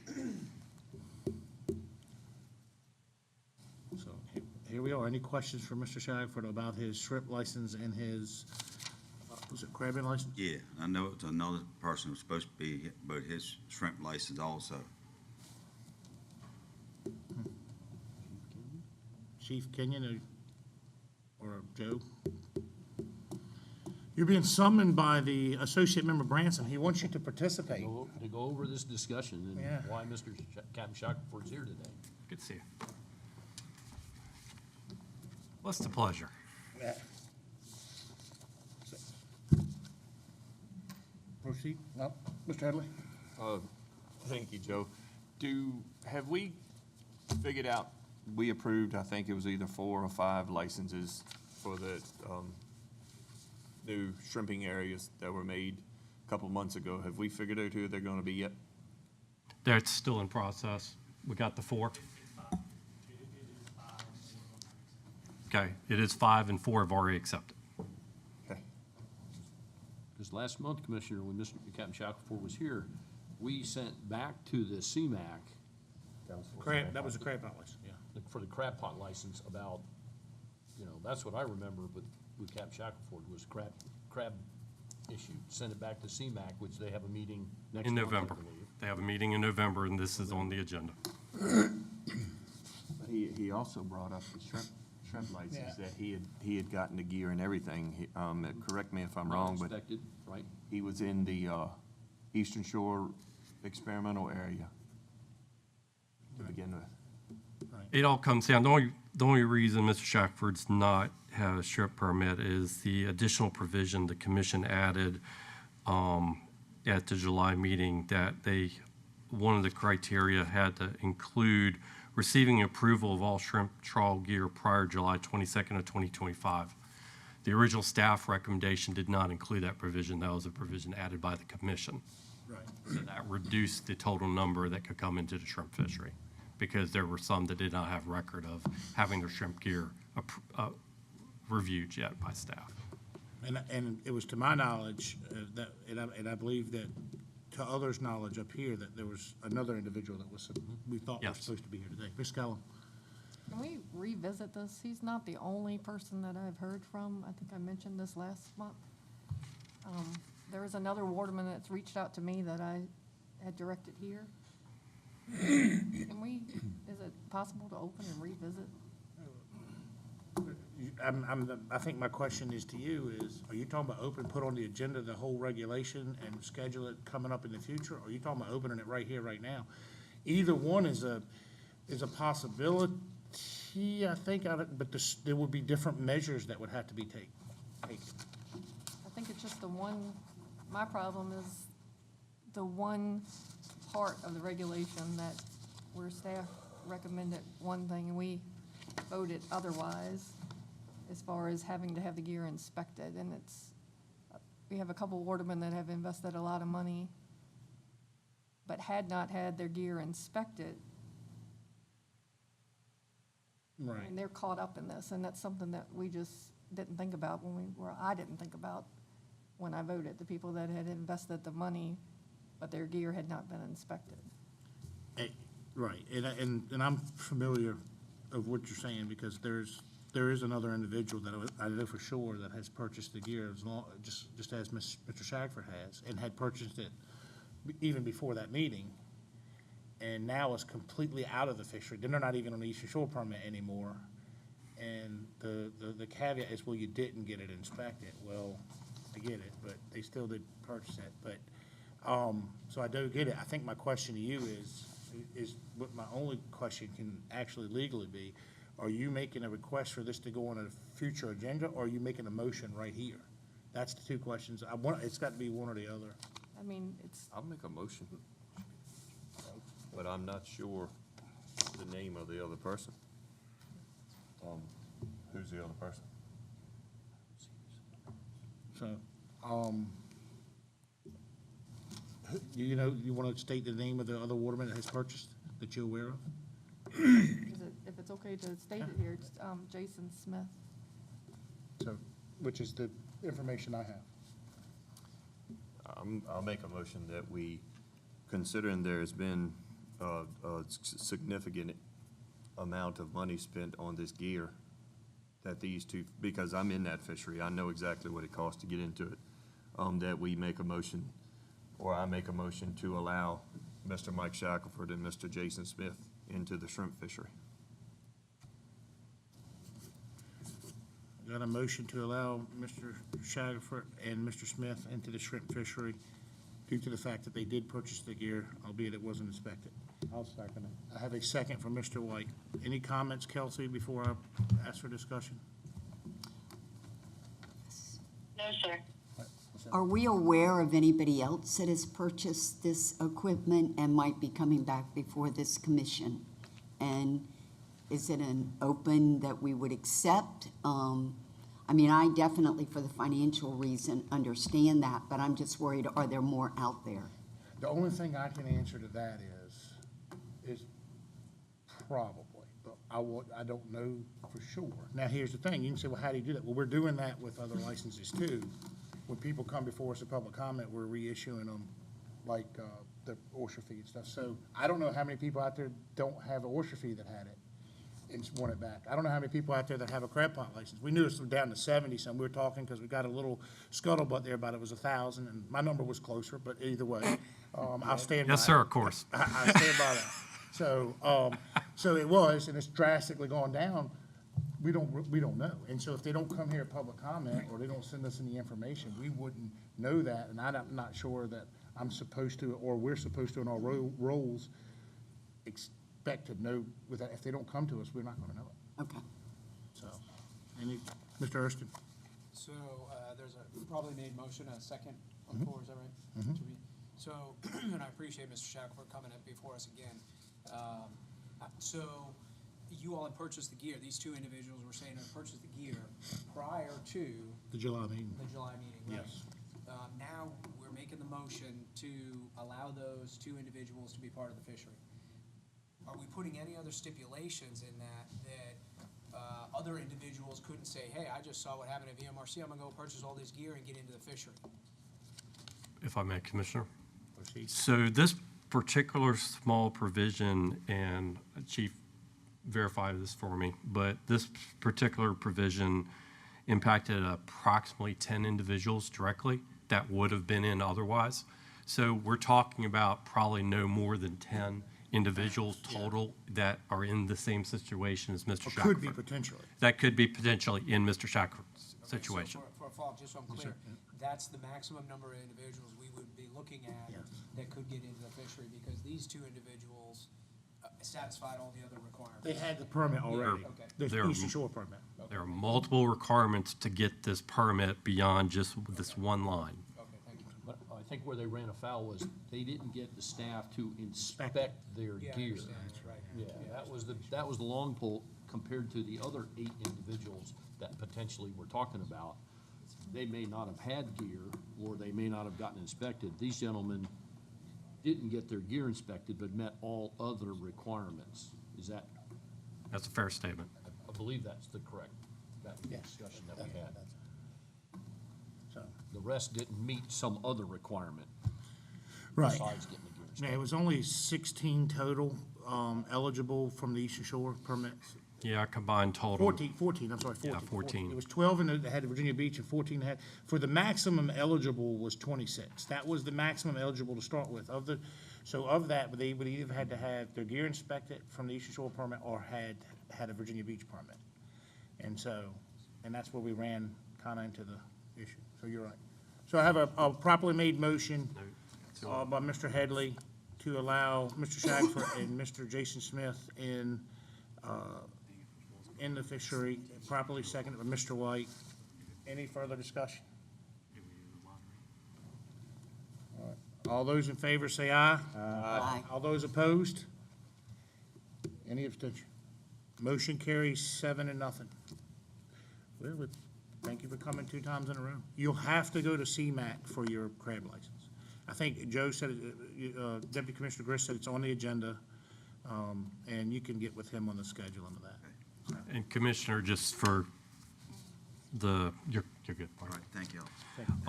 Just for cleaning up the regulation, at some point, staff would like to bring the regulation back to clarify Chapter 1390-50, subsection A, that defines the maximum number of shrimp trawl licenses as 17. We would like to bring that back at a future date, just to clean that up to the I was going to original. tell you as the chairman that you have to do that now. Yeah. When we left here. So I don't think you need a motion. We're going to have to do that. Just making the notation. Can I ask a question? If we have it at 17 right now, and it's 16 individuals, it's 12 in it, 4 have accepted, and we just put 2 more in it, that's gonna be over the number. Yeah, that's what he's talking about. He's got So should we do that now? Do that for Tom? We can bring this back, properly notice it, and bring it back to the commission. Your action will take care of things for now, and we'll just go through the proper process to bring this back to the commission and clean that up. Right. Thank you. And that way, because Associate Member Branson had a very valid point, and so we have to not only address the number, we have to make sure that the language either stays clear or more clear, or how we can do it in the future. So, thank you. Thanks, sir. All right, is there anyone else in the audience that wishes to speak during public comment on an item that's not on the agenda? Thank you. Oh, man. All right, Chief Kenyon. Like Randy up here. I know. Randy, Randy got it easy today. He's sitting back in cruise control It's good we today. didn't invite him up here. They always take up the agenda. Sipping his coffee. I know, it's early yet. I didn't mention his name. I just jinxed him. Go ahead, Chief Kagan. So this is a request for an emergency amendment to Chapter 4 VAC 720 pertaining to restrictions of oyster harvest to establish both the 24 or 25, 26 areas of public harvest, as well as any oyster resource conservation measures. So section 28.2-209 requires publication of any proposed regulations 15 days prior to any scheduled public hearing. The newspaper ad was sent out on time by staff. It was not placed in the newspaper during the appropriate time, so it failed to qualify for a public hearing under 28.2-209. So that is why staff is in front of you today requesting that you consider emergency regulations to this chapter. Kelsey can correct me if I'm wrong, but in order to adopt emergency regulations, section 28.2-210 outlines the requirements. I've highlighted the emergency adoption. This would fall under protection of the seafood industry. In this case, if we don't set the oyster season that begins in October, it defaults to what is in code, which may not be the best for the industry as well as the associated oyster conservation measures. So rather than a formal public hearing, we will have everything publicly noticed properly and bring this back for you in October. Any emergency action does sunset in 30 days. So any action today would take effect on October 1, which would allow that October 27th meeting to come back and finalize anything, as well as bring anything that's duly publicly noticed to the commission. Any questions about emergency regulations and where we fall through before we proceed? Mr. Headley? I got one. Thank you, Adam. You say that the emergency regulation doesn't start until October 1st. I thought they started the day we did the emergency regulation. It's for 30 days from the day that you make it effective. Okay, thank you. Sir, Yep, I'm sorry, Mr. Chief Kenyon, so you're suggesting that we're only looking at discussing today the public oyster fishery for the month of October? I'm suggesting that you consider looking at the entire season for the industry. The reason is because what happens in October affects the rest of the season, and it allows the industry to plan ahead for the entire season when they know that it's laid out in front of them. So rather than just adopting October and then having to almost scatter right before November, this would set the entire thing out in front of them so they know what's going. So that's what I would suggest considering today for an emergency. Adam, if I may, this is not an uncommon problem to run into nowadays with the newspapers. I think Chief Owen will tell you more so than anybody that this happens. We submitted the advertisement the same amount of time, a period of time ahead of when it needed to be posted. It fell through the cracks with the newspapers. Not uncommon now. But in order to be to be within the statute and legal, we can't officially vote on it as anything other than emergency. So if we take the season now as if you would, it was regular as an emergency, then next month we'll come back and just adopt most likely what you have here today, what you finalize today, just rubber stamp it and go. Or you can make modifications too, obviously, but either way, that's only reason we're doing this is because it fell through the cracks with the newspaper. As a follow-up, I Yes. just wanted to mention that the ASMFC meeting is that week of October that you're speaking of. So we may have people that are looking at doing ASMFC. There's a lot going on up there. Yeah, but I will be here for the commission meeting, so we're good. All right, then I'll leave. So, proceed.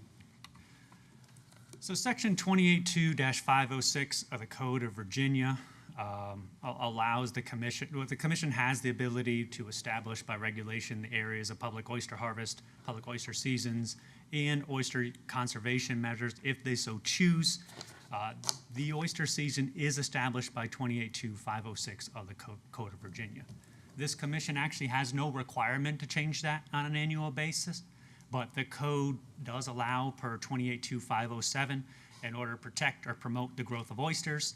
the commission may establish methods, seasons of harvest, and different areas.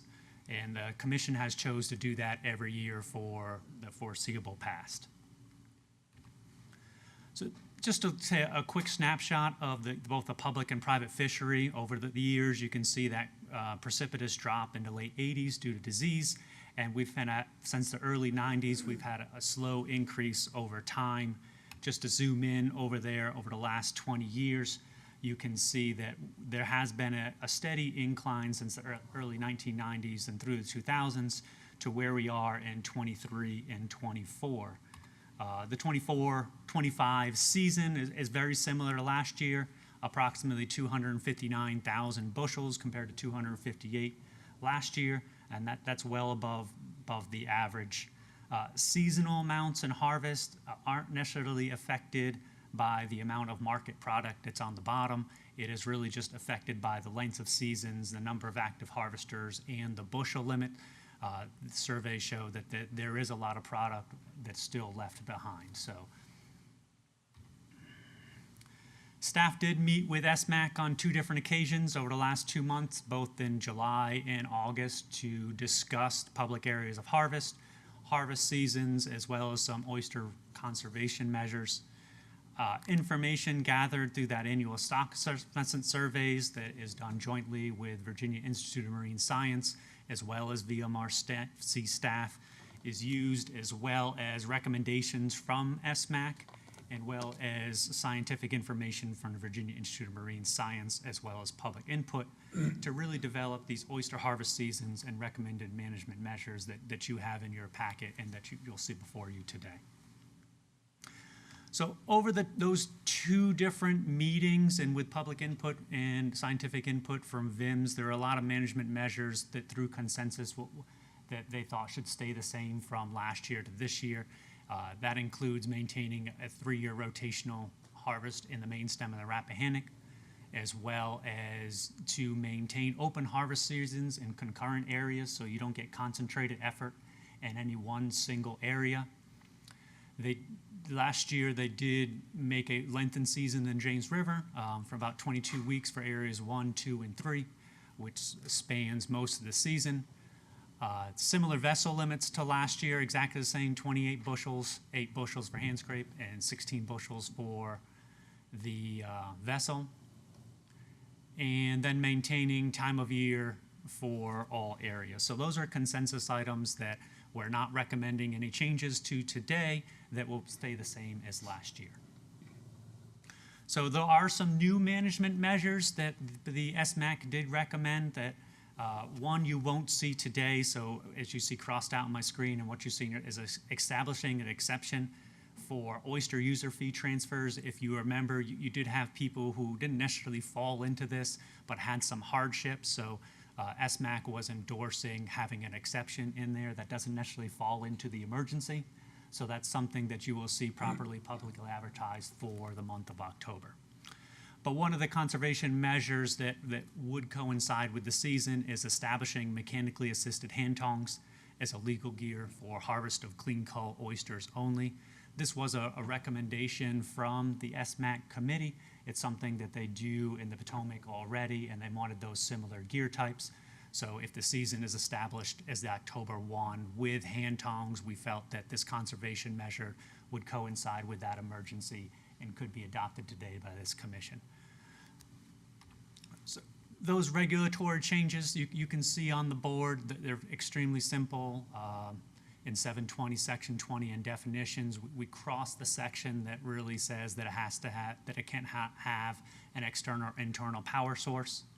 And really, we move that down to section 70, underlined there in yellow.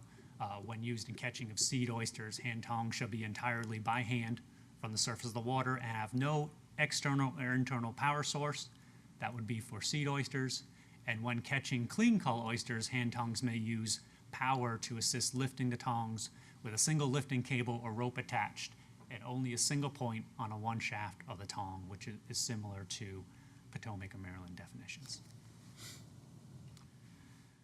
What you're seeing in front of you is the SMAC recommendation of the season. This establishes the season lengths, the gears, in the areas. It's very similar to last year, just looking at it, the areas of James River, very similar to last year. There is rotational harvest there in the Rappahannock River, the main stem, as well as the rotational harvest areas open in Pocomoke and Tangier Sound. So all this is very, very similar to what was put out last year. It is in front of you in your packet, but I'll give you a minute to digest those, and I'll go through some of the changes that are different from last year to highlight. So one of the management measures that's different in this season that SMAC is recommending is a return to a 3-year harvest rotation in the York River. Both York River 1, Area 1, and York River 2 have some oysters that still need to grow. So they did recommend opening Mobjack in the Piankatank River is rounding out that 3-year rotation in the York River. So this would include all areas of the Piankatank. I know we looked at Burton Point last year, but this would include Bland, Cape Tune, and Burton, all 3 areas in the Piankatank. And this would supplement kind of what's known as a less vibrant area in the Mobjack. And as you go into 3-year rotation, we can look at York River 1, York River 2, as well as Mobjack Piankatank for a 3-year rotation. So that was a recommendation brought back by SMAC. There was also a recommendation for allowing for a hand tong season in the White Shoal area over in the James River. This would be October only, and then it would return to the normal James River area 1, 2, and 3 for hand scrape. So that would allow an early hand tong season just in that White Shoal area before the hand scrape came in. And then one of the other recommendations was to open up a larger Patentong area, open the Patentong season at Deep Rock on November 1st. Generally, Area 1 of the Rappahannock, which wasn't recommended for rotational harvest, opens a little bit earlier, but SMAC recommended not opening that to November 1st, so a little bit different than last year. One of the larger ones, management, is the expanded Patentong area. So you can see that map on the right, that highlighted yellow area. They recommended expanding the area in which they could use Patentong. This would allow individuals to explore additional harvest areas. There's historical areas that are out there. There's known lumps. And this would give an opportunity for those Patentongers to really expand what they're looking at. There is even the possibility, if we find major lumps or areas that could benefit from restoration or replenishment, we could actually look at, through our ORP, Oyster Replenishment Plan process, maybe expanding those areas and bring them into the fold as general rotational areas or open areas for Patentong or any other gear. So this was unanimously supported by SMAC as well, to open up this entire area for Patentong and allow them not only Deep Rock, but everything you see on this map in yellow. So that's a major change. That's a lot of area opened up for that Patentong gear. And you can see that reflected right here in the season, where you see the Chesapeake Bay Patentong area on the left, CBPT area. That coincides with Deep Rock from November all the way through the end of March. So in addition to recommendations from the Shellfish Management Advisory Committee, the governor also put together a Blue Ribbon Oyster Panel. At the May 9th, 2025 meeting of the Blue Ribbon Oyster Panel, the panel did support a dedicated subgroup to explore the feasibility and the potential benefits of rotational harvest strategies within the public oyster fishery. This panel was headed by 2 members of the Blue Ribbon Oyster Panel, including Dr. Jim Wesson and Dr. Roger Mann. They brought a full report back, which you can see in your packet as well. That there's a memo that outlines the findings from that subgroup. The Blue Ribbon Oyster Panel met on that memo on August 27, 2025 to go over those rotational harvest strategies. There are members of the Blue Ribbon Oyster Panel here in the room, including Dr. Mann, Dr. Wesson, and I believe Mr. Erskine is on that panel as well. And they could speak to some of those conversations that came out of that August 27th meeting as they were reviewing that memo that came out from the subgroup. So with all that, staff is recommending adopting emergency amendments to Chapter 720 pertaining to restrictions on oyster harvest. This would be to establish the 25-26 areas of public harvest seasons and gears, as well as the oyster conservation measure that includes the mechanically assisted hand tong. And you do have a recommendation from SMAC in front of you. You do have information from the Blue Ribbon Oyster Panel subgroup. Staff has received no public comments on this. Although this is not a normal public hearing, I do believe we have members of the audience who might want to speak and use this as a public hearing. As a reminder, this will come back for formal adoption in October. Mr. Hedley. Thank you, Chief Kenyon. So staff's recommending, are they recommending SMAC's proposal? The only thing staff is recommending is you consider taking emergency action to establish this. I think that there's a lot of good discussion coming out of both the Blue Ribbon Oyster Panel as well as SMAC. I think that the SMAC recommendation has a lot of good information in there. So it's really up to this commission on what route they'd like to take for season adoption, if they'd like to adopt a season. I have a couple more questions if allowed. Proceed.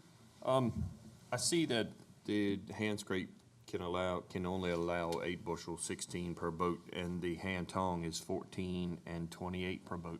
Why is there such a drastic difference in the two fisheries? So it really has to do with the number of people and availability of bushels. That 14, it takes a little bit longer and opens up more opportunities and incentivizes people to be able to continue to use that hand tong, more difficult gear, whereas the hand scrape is a lot more concentrated in on areas. So that was really the precipice on those differences in there, is just the nature of how those gears fish and the participants in each one of those gears. Another question? Mr. Branson. Chief, thank you. I know that hand scrapes are a size-limited device. Hand tongs, is there a standard or a size limit on hand tongs? The hand tongs are outlined in code as far as how big they can be. Most of them will say 14-foot shaft tongs are probably the biggest that you can handle, versus the 22 take I'm thinking of quite huge the forearms. jaws, the length, width, or depth of the jaws, because if you allow mechanically assisted, you could see a change in hand tonging devices, and It doesn't. it almost mimics patent tonging It at that doesn't, point. with the device they're talking about, that's not how it works. It closes completely by hand, same exact way. And It only attaches- picks it up for you. Right, and attaches by one, so it's mechanically assisted. But I'm saying is you could build a hand tong that is substantially larger and close it by hand and attach the mechanical lifting device and, You're always bound by that bushel limit. okay. You're bound by the bushel limit, and I'll tell you, if you've ever pulled tongs, and you've ever pulled 22 teeth heads, and you know what that is, and there's a couple in the audience back there, Roger Mandis, Dr. Mandis smiling. If you know that statement wouldn't be true, because at some point in time, they're so weak on the end, you'll never get them together. Get them closed. So it's like 22 teeth heads will hold more than you really need to be dumping at one time, so, and most of them are regulated by length of the shaft now. The shafts are, we don't allow long shafts in Virginia anymore. No more 24s like you used to see. I think 18s in James River, is that right, Mr. Shepard? 20s? And that's also why having concurrent arrows is really important, because people might slide to different gears, but there's a trade-off. They can only be in one area at a time with one limit. Mr. Shepard?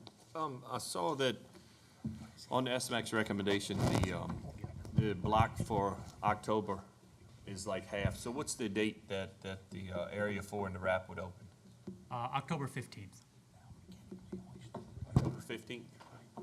Okay, allowing for 2 weeks. okay. Any more questions for the chief? No, sir, thank you. Anyone else? In the staff recommendation, you had, and an oyster user fee transfer exception. You explain that? That recommendation was written before the newspaper ad failed. So because the newspaper ad failed, we decided to only go with the things that were truly an emergency, which including establishing that October 1 season. The exception to user fee, although is extremely important, we will be good for the fishery, but we can bring that back through the normal public hearing process and hear that in October. So But that's not part of this. that is not part of this. The only thing the staff is recommending through emergency is that 25, 26 public season, as well as the conservation measure of mechanically assisted hand tongs. Any more questions? Mr. Erskine? Chief Kenyon, are you going to address the Upper Rappahannock, or is the Blue panel group gonna discuss the Upper Rappahannock with the new area? So I'll discuss it briefly. So Area 7 and 8 in the Rappahannock has, as you see, has been open for 1 month for December and January, and is not in current rotation. They're just open every year. There was discussion at SMAC whether or not they would like to look at some kind of rotational harvest strategy in here, essentially taking areas 7 and 8 and breaking it up into 3 pretty equal areas and rotating those every 3 years, just like the lower parts of the Rappahannock. That was something that was discussed at SMAC. Ultimately, they decided that this wasn't the 3 areas weren't necessarily equal, and they're worried about them being able to held up. So ultimately, it was not a recommendation from the Shellfish Management Advisory Committee. There was also a lot of discussion at the Blue Ribbon Oyster Panel. I believe there are individuals in the room who might be able to speak to that better. Any more questions? Thank you. Thank you, Adam. Is there anyone in the audience that wishes to speak? I know there's a couple back there that are ready to get back up here. Is there anyone who wants to speak on this matter? Please come forward.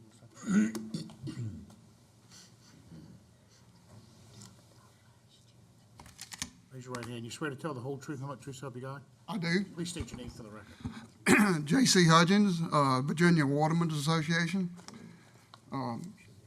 Good morning, Commissioner and Associate Commissioners. The Virginia Watermen's Association supports the 2025-2026 draft oyster season, which was passed at SMAC.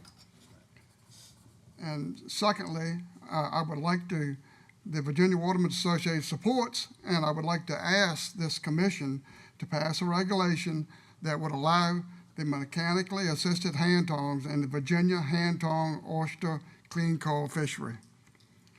This was discussed in SMAC, and a motion was made and unanimously passed. This would assist the hand tongers in pulling their tongs up, not help them catch their oysters. Over the years, this commission has incentivized or promoted participation in the hand tong fishery, such as specific hand tong areas, increased bushel limits, 14 bushels per license, and longer work hours. We believe that this would increase participation in the fishery and allow older men to do this very hard work longer. Thank you. Thanks. Any questions for Mr. Hudgens? Thank you, sir. Thank you. And is there anyone else in the audience that wishes to speak? Please, Dr. Wesson, please come forward.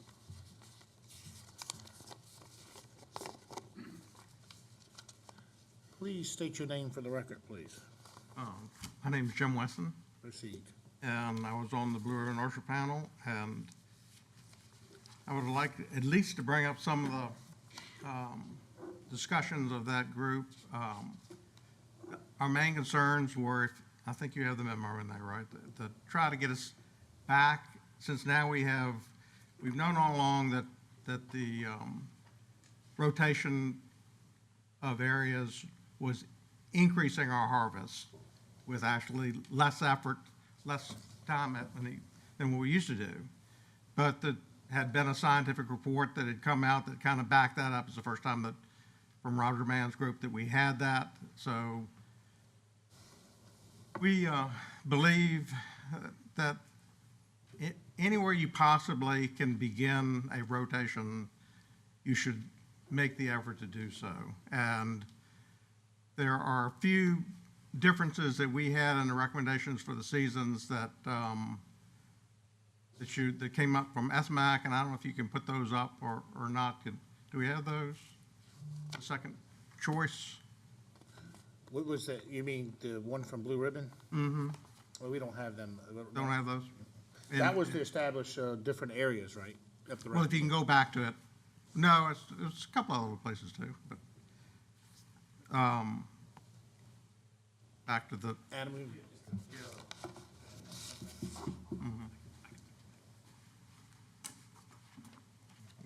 I can see it there. Okay. The main thing was to get Area 1 back in rotation, which everybody agreed on that and came out. But there are little things that, like adding an extra time for Tangier Thoroughfare, that, you know, give them a half month. You certainly need to consider not adding these little extra things on where you take something from a year before's area that was open for into rotation, and you add a little bit of time in the next year.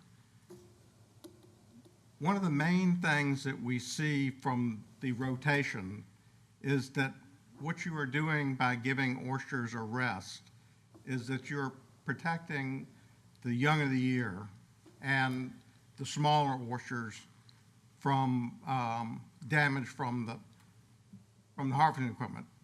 There's no doubt. I mean, we can never go back to hand tongs only. We have to use something that's destructive, but at the same time, both a hand scrape and a dredge is destructive in the mere fact that you're pulling a metal hard structure through an oyster reef and breaking it apart. In harvesting, as you chip away the live oysters, you're saving the ones that you harvest, but there's damage to the ones that you don't. So it's really important to give those either 1 year or 2 years off.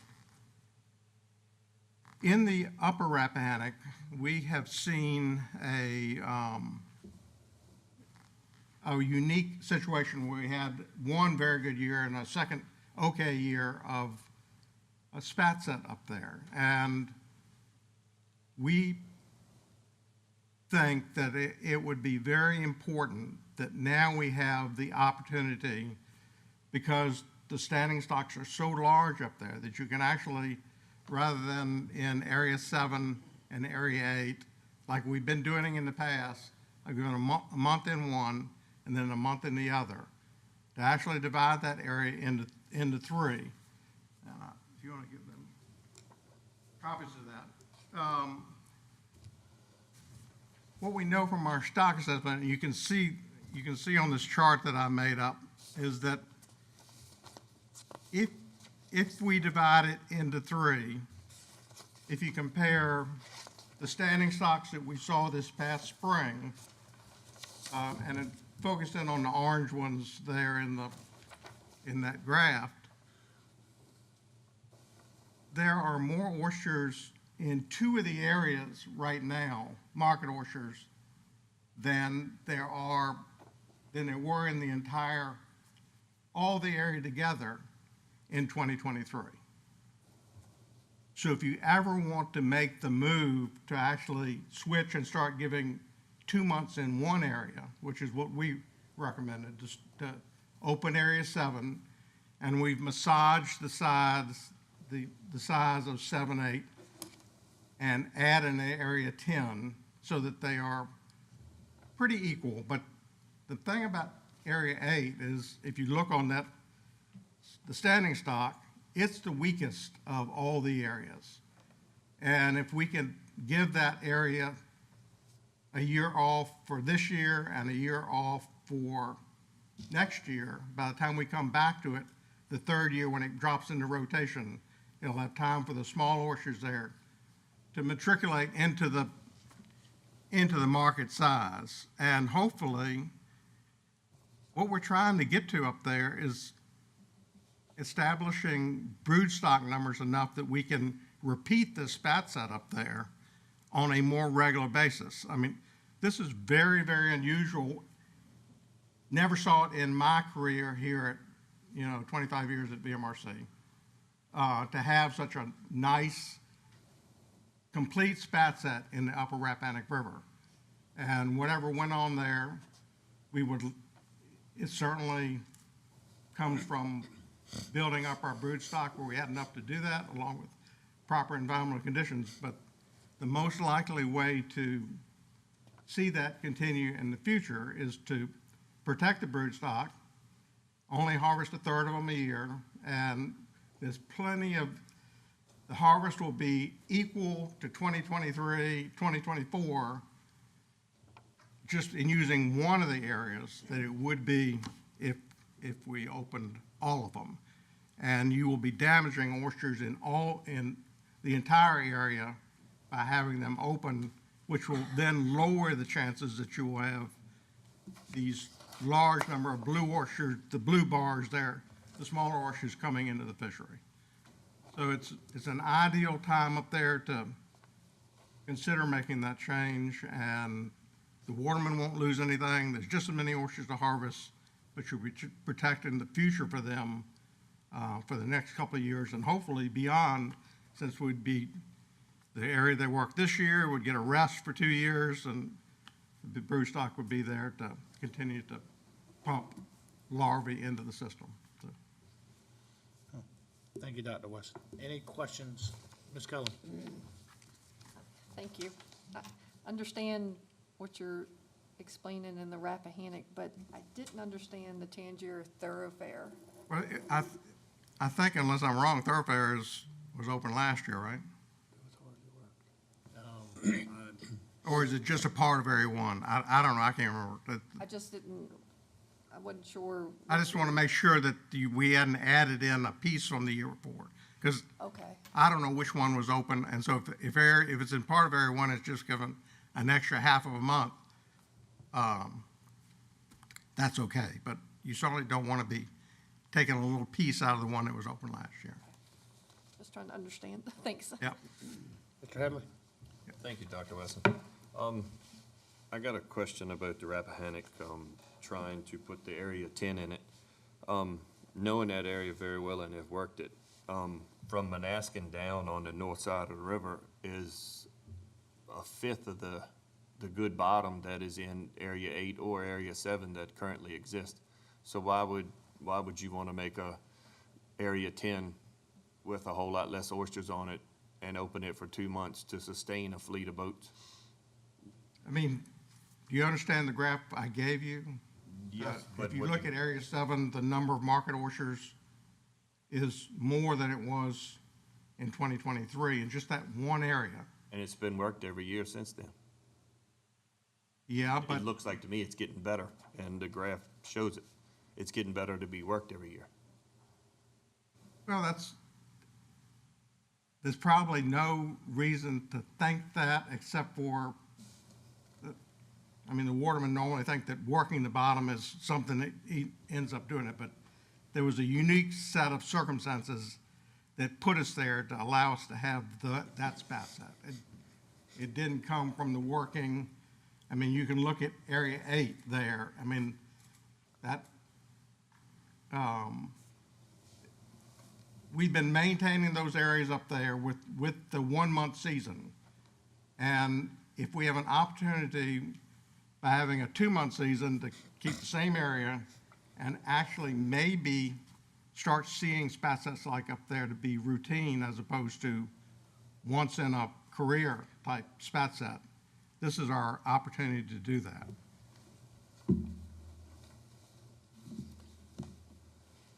Any more questions? Oh, Mr. Erskine, sorry. Thank you, Dr. Wesson. Yeah. So I'm intrigued by the Upper Rappahannock and the fact that I think you're saying we have a unique opportunity this year, in particular this upcoming season, to put these 3 areas in rotation.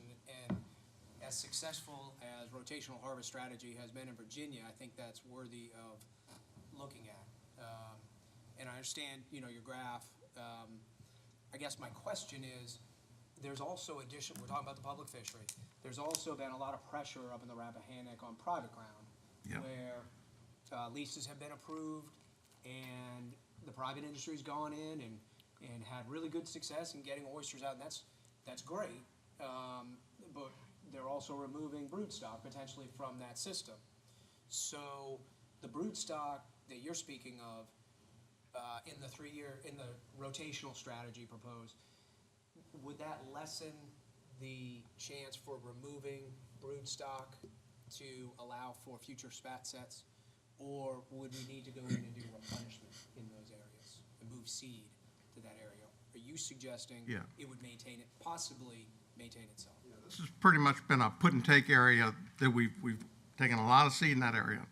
We're actually the past number of years been started bringing shell up there, which is helping. And generally what we do is we try to shell in the areas the year right after the harvest time in that area. And that, you know, this is a very good opportunity to get into that rotation so you don't add shells on areas that are going to be harvested the following year that people complain about. And, you know, we don't have unlimited shells, but it makes our shells go farther to do that, so. Okay, thank you. Any more questions? Thank you, Dr. Weston. Appreciate you. Thank you. Is there anyone else in the audience that wishes to speak? Please come forward, Dr. Mann. I was wondering if the twins were going to speak. One was let one speak and the other one wasn't. Yes, ma'am. Please state your name. I get to see you 2 times in 1 week. I feel privileged. So please state your name for the record, sir. My name is Roger Mann. I'm a professor at the Virginia Institute of Marine Science. Mr. Commissioner, members of the commission, it's always a pleasure to come here and talk about this. This is my 40th year of standing in front of this commission talking about where we're going in the next year. And a statement at the outset, in those 40 years, the oyster resource in Virginia has never been in better shape. A lot of that is down to this commission, those who've sat in those chairs before you, to SMAC, who've done a wonderful job of bringing this all into civilized conversation and working with us to what is probably the most complex oyster management protocol of any oyster fishery anywhere in the world. And I think what you see here, the fact that we are discussing one small area within the whole panoply of this is really a sort of a credit to those who've contributed to this. I'm not going to change anything that Jim said. You know, not only are we twins, we've been doing this for a long time, and the real debate here is this area in the upper part of the Rappahannock. Rotation works. It's that simple. You know, when we started in the Rappahannock in 2000, it was basically barren. And if you look at the trajectory of the fishery, the trajectory of the data in the oyster stock assessment, it takes a time to get to these things to be stable. And so, Mr. Erskine, your question about where the broodstock are and how we're managing it is central to this. But if you look at the whole of the data set now for 25 years, the broodstock within the river, whether it's on the public fishery, whether it's on the areas that have been replenished within those public fishery areas, there's a lot of places where we don't plant shell because we don't have enough shell. And the fabulous work that's been done by all the private planters who actually go out there and supplement what we do. And I don't think there's any question that, you know, what grows in those areas contributes to the broodstock, even though you take it, contributes to the broodstock within the system. So through this collaboration, we've built a remarkably stable system in there. You look at the numbers that the chief put up, you look at the numbers that come out of the Rappahannock, it works. The debate is this one piece in the upper part of the Rappahannock, what do we do with it? And as Jim rightfully said, you get an opportunity. And so we have to go back and we decide whether we're going to just open it or whether we're going to actually put it into this rotation, and there's going to be some short-term burn in this because you're going to have an area that's closed that you know has got markets in it, but you put it in for next year. We've done that. We have that discussion every year about opening and closing areas in the Rappahannock. We try very hard not to go to rotation, and it works. So the debate here is, are we going to take that final leap? And this isn't a leap off a big cliff like we did when we put rotation in. This is a small step, and we're adding things into it. So I appreciate that there may be some consternation about taking the areas that are up there and redrawing boundaries. And so your comments about the distribution of the material that's out there yeah, that's sort of a problem. When you draw boundaries, it's always a matter of how do you divide up the stock, but also how do you sort of look at markers that could be used in enforcement? And indeed, when you're out there fishing, how do you know which area those are in? Those are things that we can massage, and what we've given you at the moment, I think, is a reasonable working start as to where you'd put the markers. What I'd really like to do is to sort of say, you know, in the Church of Oyster Management, I'm the first disciple of rotation. I'd like to think that you're all the same. With that, I really don't have anything to add that Jim hasn't said. And I think the questions that you've asked him are poignant, they're pertinent, and I think he asked them very well. So let's have a think about where we are. I realize we're in this emergency situation. I would like to endorse the idea of rotation in the Upper Rappahannock. Thank you. Thank you, Dr. Mann. Is there any questions for Dr. Mann? Mr. Erskine? Thank you, Roger. I guess my question is, in the Upper Rappahannock, the area 7, 8, and the proposed area 10, there's a unique opportunity for this year to get it into that kind of rotation. Right. What is the risk of putting this into rotation and it failing? The risk, I think, is whatever Mother Nature sends us in terms of potential horrific weather events. The further you go up the river, the more susceptible you are to freshets. We're sitting here watching Gabrielle wander around through the Atlantic at the moment, and it's not going to hit Bermuda, it's going to fizzle out. This is sort of a strange year in terms of what hasn't come ashore. If you look back, you know, my memory of this stuff goes back to the late 1990s, when we had some odd events. We had a giant rainfall event in the upper part of the watershed of the James in 1996, I think it was. Boy. And we never saw anything down in Tidewater. About a week later, there was this giant freshet in the James, and it killed basically everything in Burwell Bay. 2 weeks later, we got the biggest spat set that had been seen in years. So you always have this minor problem that if Mother Nature decides to send you a hurricane, that's that. You can't predict that. And again, what we're doing here is we're playing the long game. And I think from that point of view, what we have done, we collectively, this commission, the Waterman, everyone else, what we have done in the Rappahannock says that playing the long game with a rather conservative rotational approach is what's going to keep the industry thriving. As the chief said, if you go and you look at our assessment data and you take one simple barometer, you ask Tommy Kellum, how many times do they come in with their full catch? And it isn't at the end of the working day. Even at the end of the season, they're coming in early. They're telling you that there's stuff left out there. That's your brood stock. That's your capital that's in the bank. I think that at this point in time, the opportunity for us to extend that into those upper areas, I think it's a risk worth taking. There are downsides, but I'm not going to give you a hurricane prediction this year. Why not? I do oysters, I don't do hurricanes, okay? Thank you, I appreciate the opportunity. Is there any more questions for Dr. Mann? Thank you. Thank you. It's Roger, please. We're in a formal setting, sir. I gotta call you Dr. Mann. Thank you. Is there anyone else in the audience who wishes to speak at this time on the oyster season? All right, well, that being said, Mr. Headley, Commissioner Headley. I got a question for Chief Kenyon.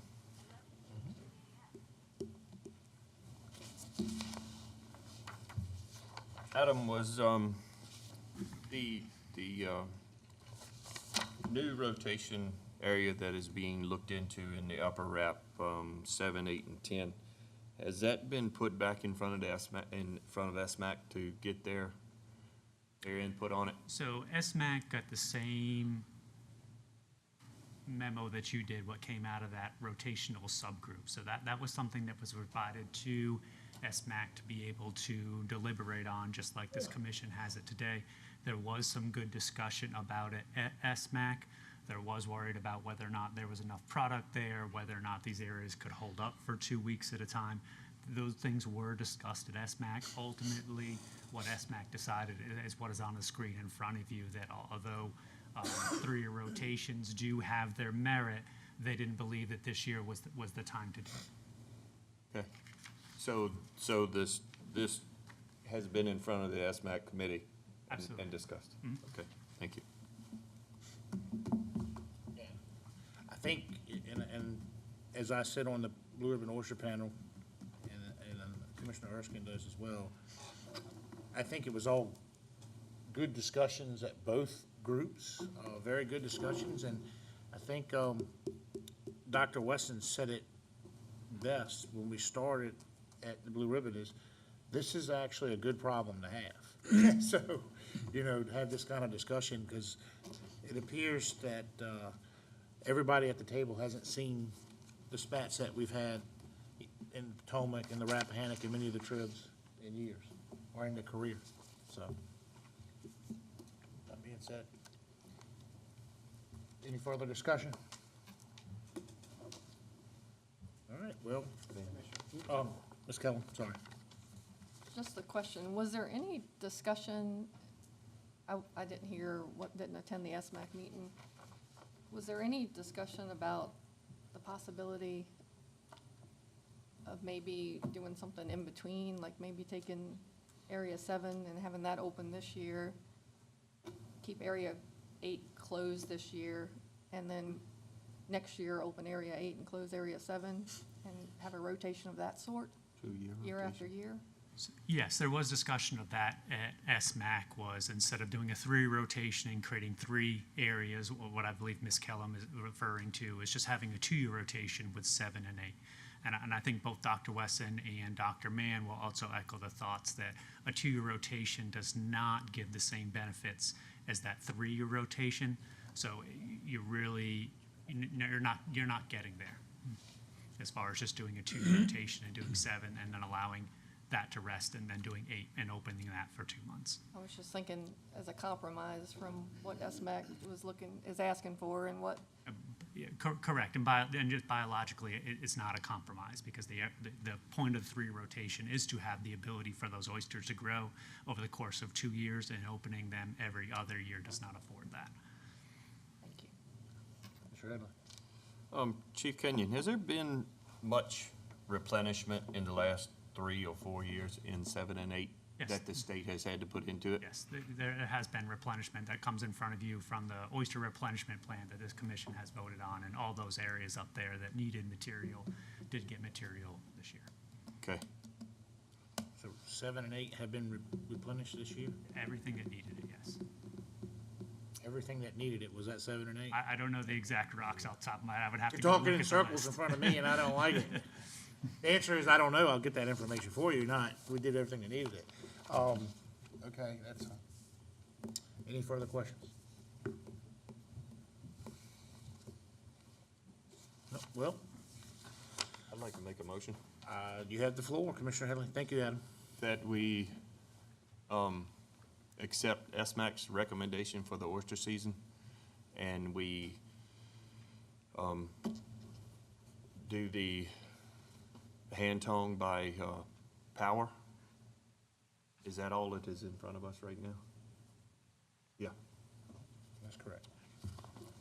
So I have a motion to allow the mechanically assisted hand tongs as described in the 2025-26 SMAC season, and I'm going to state that that's the one that's on the display right there. That's what you're seeing on the screen, and that would be effective October 1 And do I need to for put this that in the emergency. motion, that it comes in effect October the 1st? Yes. My motion would come in effect October the 1st. And I have a second from Mr. Branson before I can even write it down. Any further discussion? Mr. Erskine? So I just clarify, this motion would include areas 7 and 8 that we've been discussing in the Upper Rappahannock as presented in SMAC, and not adopt a rotational. The motion and the Correct. motion is what you see on the board right now. Correct. The motion has been properly seconded, so 7 and 8 would be what came out of, it's everything that came out of SMAC. Yes. I'll just follow up with, Yes, if I sir. can. I think I will vote against that motion, because I think we've had pretty strong testimony that we have a unique opportunity to implement a proven strategy of rotational harvest. I did sit on the Blue Ribbon Oyster panel, ask the questions of Dr. West and Dr. Mann, and I think it was some other oyster industry members, actually members of SMAC, that asked the question as well. If we do not look at implementing a rotational strategy in the Upper Rappahannock this year, do we lose that opportunity? And that answer from the sub-panel of the Blue Ribbon Oyster panel said yes, we lose that opportunity. I think in terms of long-term sustainability for this fishery, on a proven strategy, we're kind of missing out on an opportunity here to implement this and see what it does. Should it not work, or should we see something different, we can adaptively manage this fishery and go back to what is status quo in this. So I agree with the SMAC recommendation, except I'd like to implement, or have an opportunity to implement that rotational strategy. Therefore, And I would support an amendment, as he's talking about, to that motion. That wasn't an amendment, it was, he's stating opposition. But I know, but I know where it was going. it's just discussion right now. Can I discuss back with? yes, absolutely. I understand Mr. Erskine is wanting the rotational area.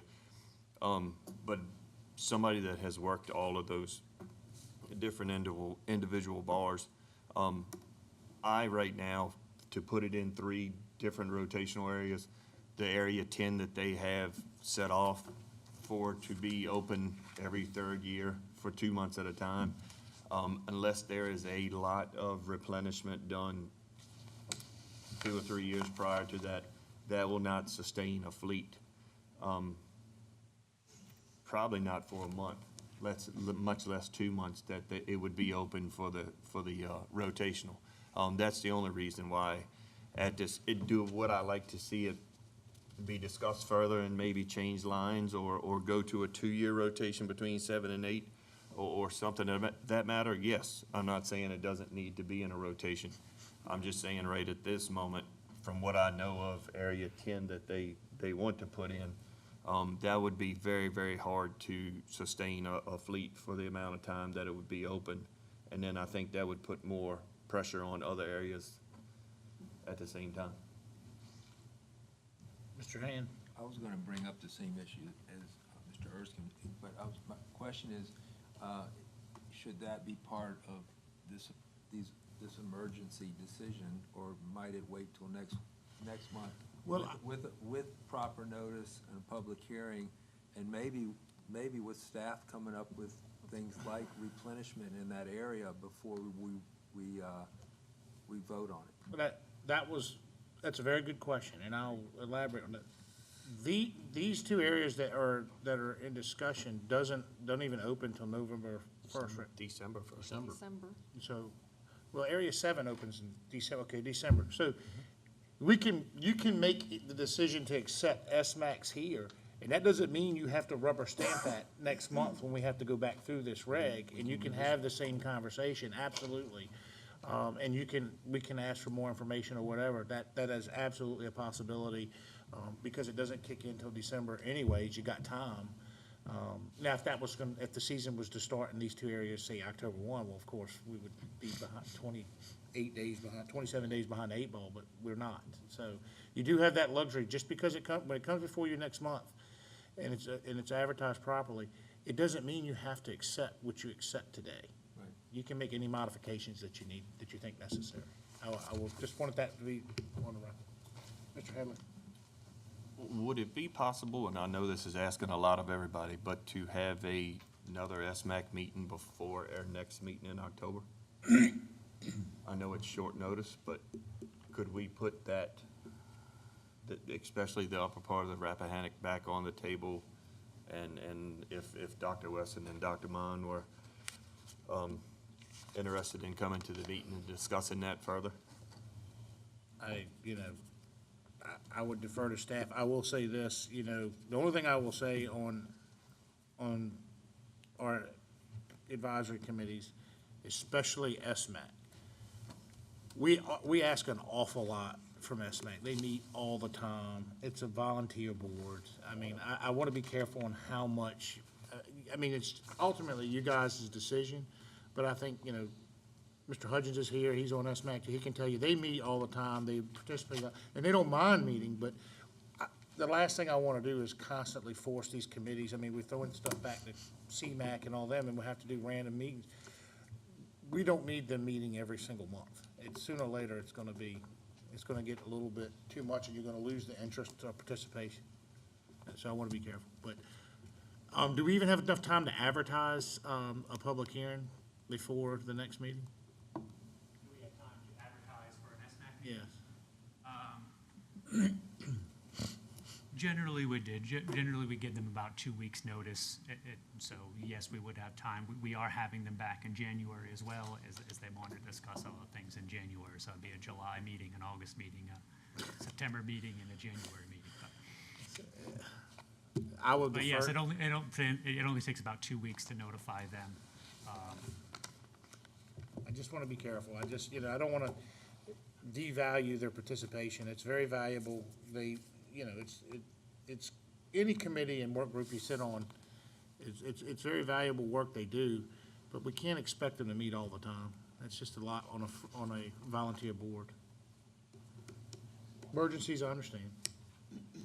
Any further, Mr. Erskine? I just wanted to offer a comment and reiterate some of the testimony that we've heard is, this is a really great problem to have. This oyster fishery in Virginia is probably one of the best in the country, I think, as Dr. Mann said. And this is a relatively speaking, small area that we're talking about in the Upper Rappahannock, and there may be some short-term heartburn over harvest in a specific area for this upcoming season. But if you look ahead for long-term sustainability and recruitment potential, and sustainability of the industry, I think we should entertain a possibility for a new rotational harvest up in the Upper Rappahannock. Thank you, Mr. Erskine. So, right now, I have a properly made motion by Associate Member Headley to accept SMAC's recommendation, and which would include the season and the assisted hand homes. That would, starting October 1st, that was properly seconded by Associate Member Branson. Ms. Kellum? Just to clarify, when we move forward with that motion, that includes revisiting the Rappahannock at next month's commission Yeah, meeting? you have that option either way. Okay. You have an option to revisit everything on there. I mean, because it's have to be a public hearing. Once you have a public hearing, everything's on the table. Thank you. So that being said, is there any further discussion before I carry this to a vote? Anything else? All right, so properly made motion by Commissioner Headley to start the season effective this motion October 1st, to accept SMAC's recommendations for 25-26 oyster season, and to allow the assisted hand homes, mechanically assisted hand homes in Virginia was made, properly seconded, Mr. Bransom. All those in favor say aye. Aye. 1, 2, 3, 4, 5. All those nay? Nay. Mr. White, Mr. Erskine. Motion passes 5-2, with Mr. White and Mr. Erskine in opposition.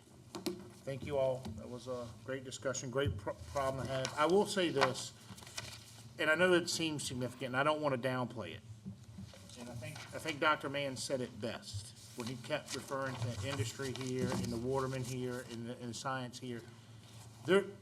This is probably the least amount of difference that you will ever see out of the two major groups, because it was pretty close, other than the Upper Rat. Everything else was in agreement, I believe. I mean, from what I remember, everything else was pretty much in agreement. So, that being said, we'll see this again in November, and I'm sure there'll be questions.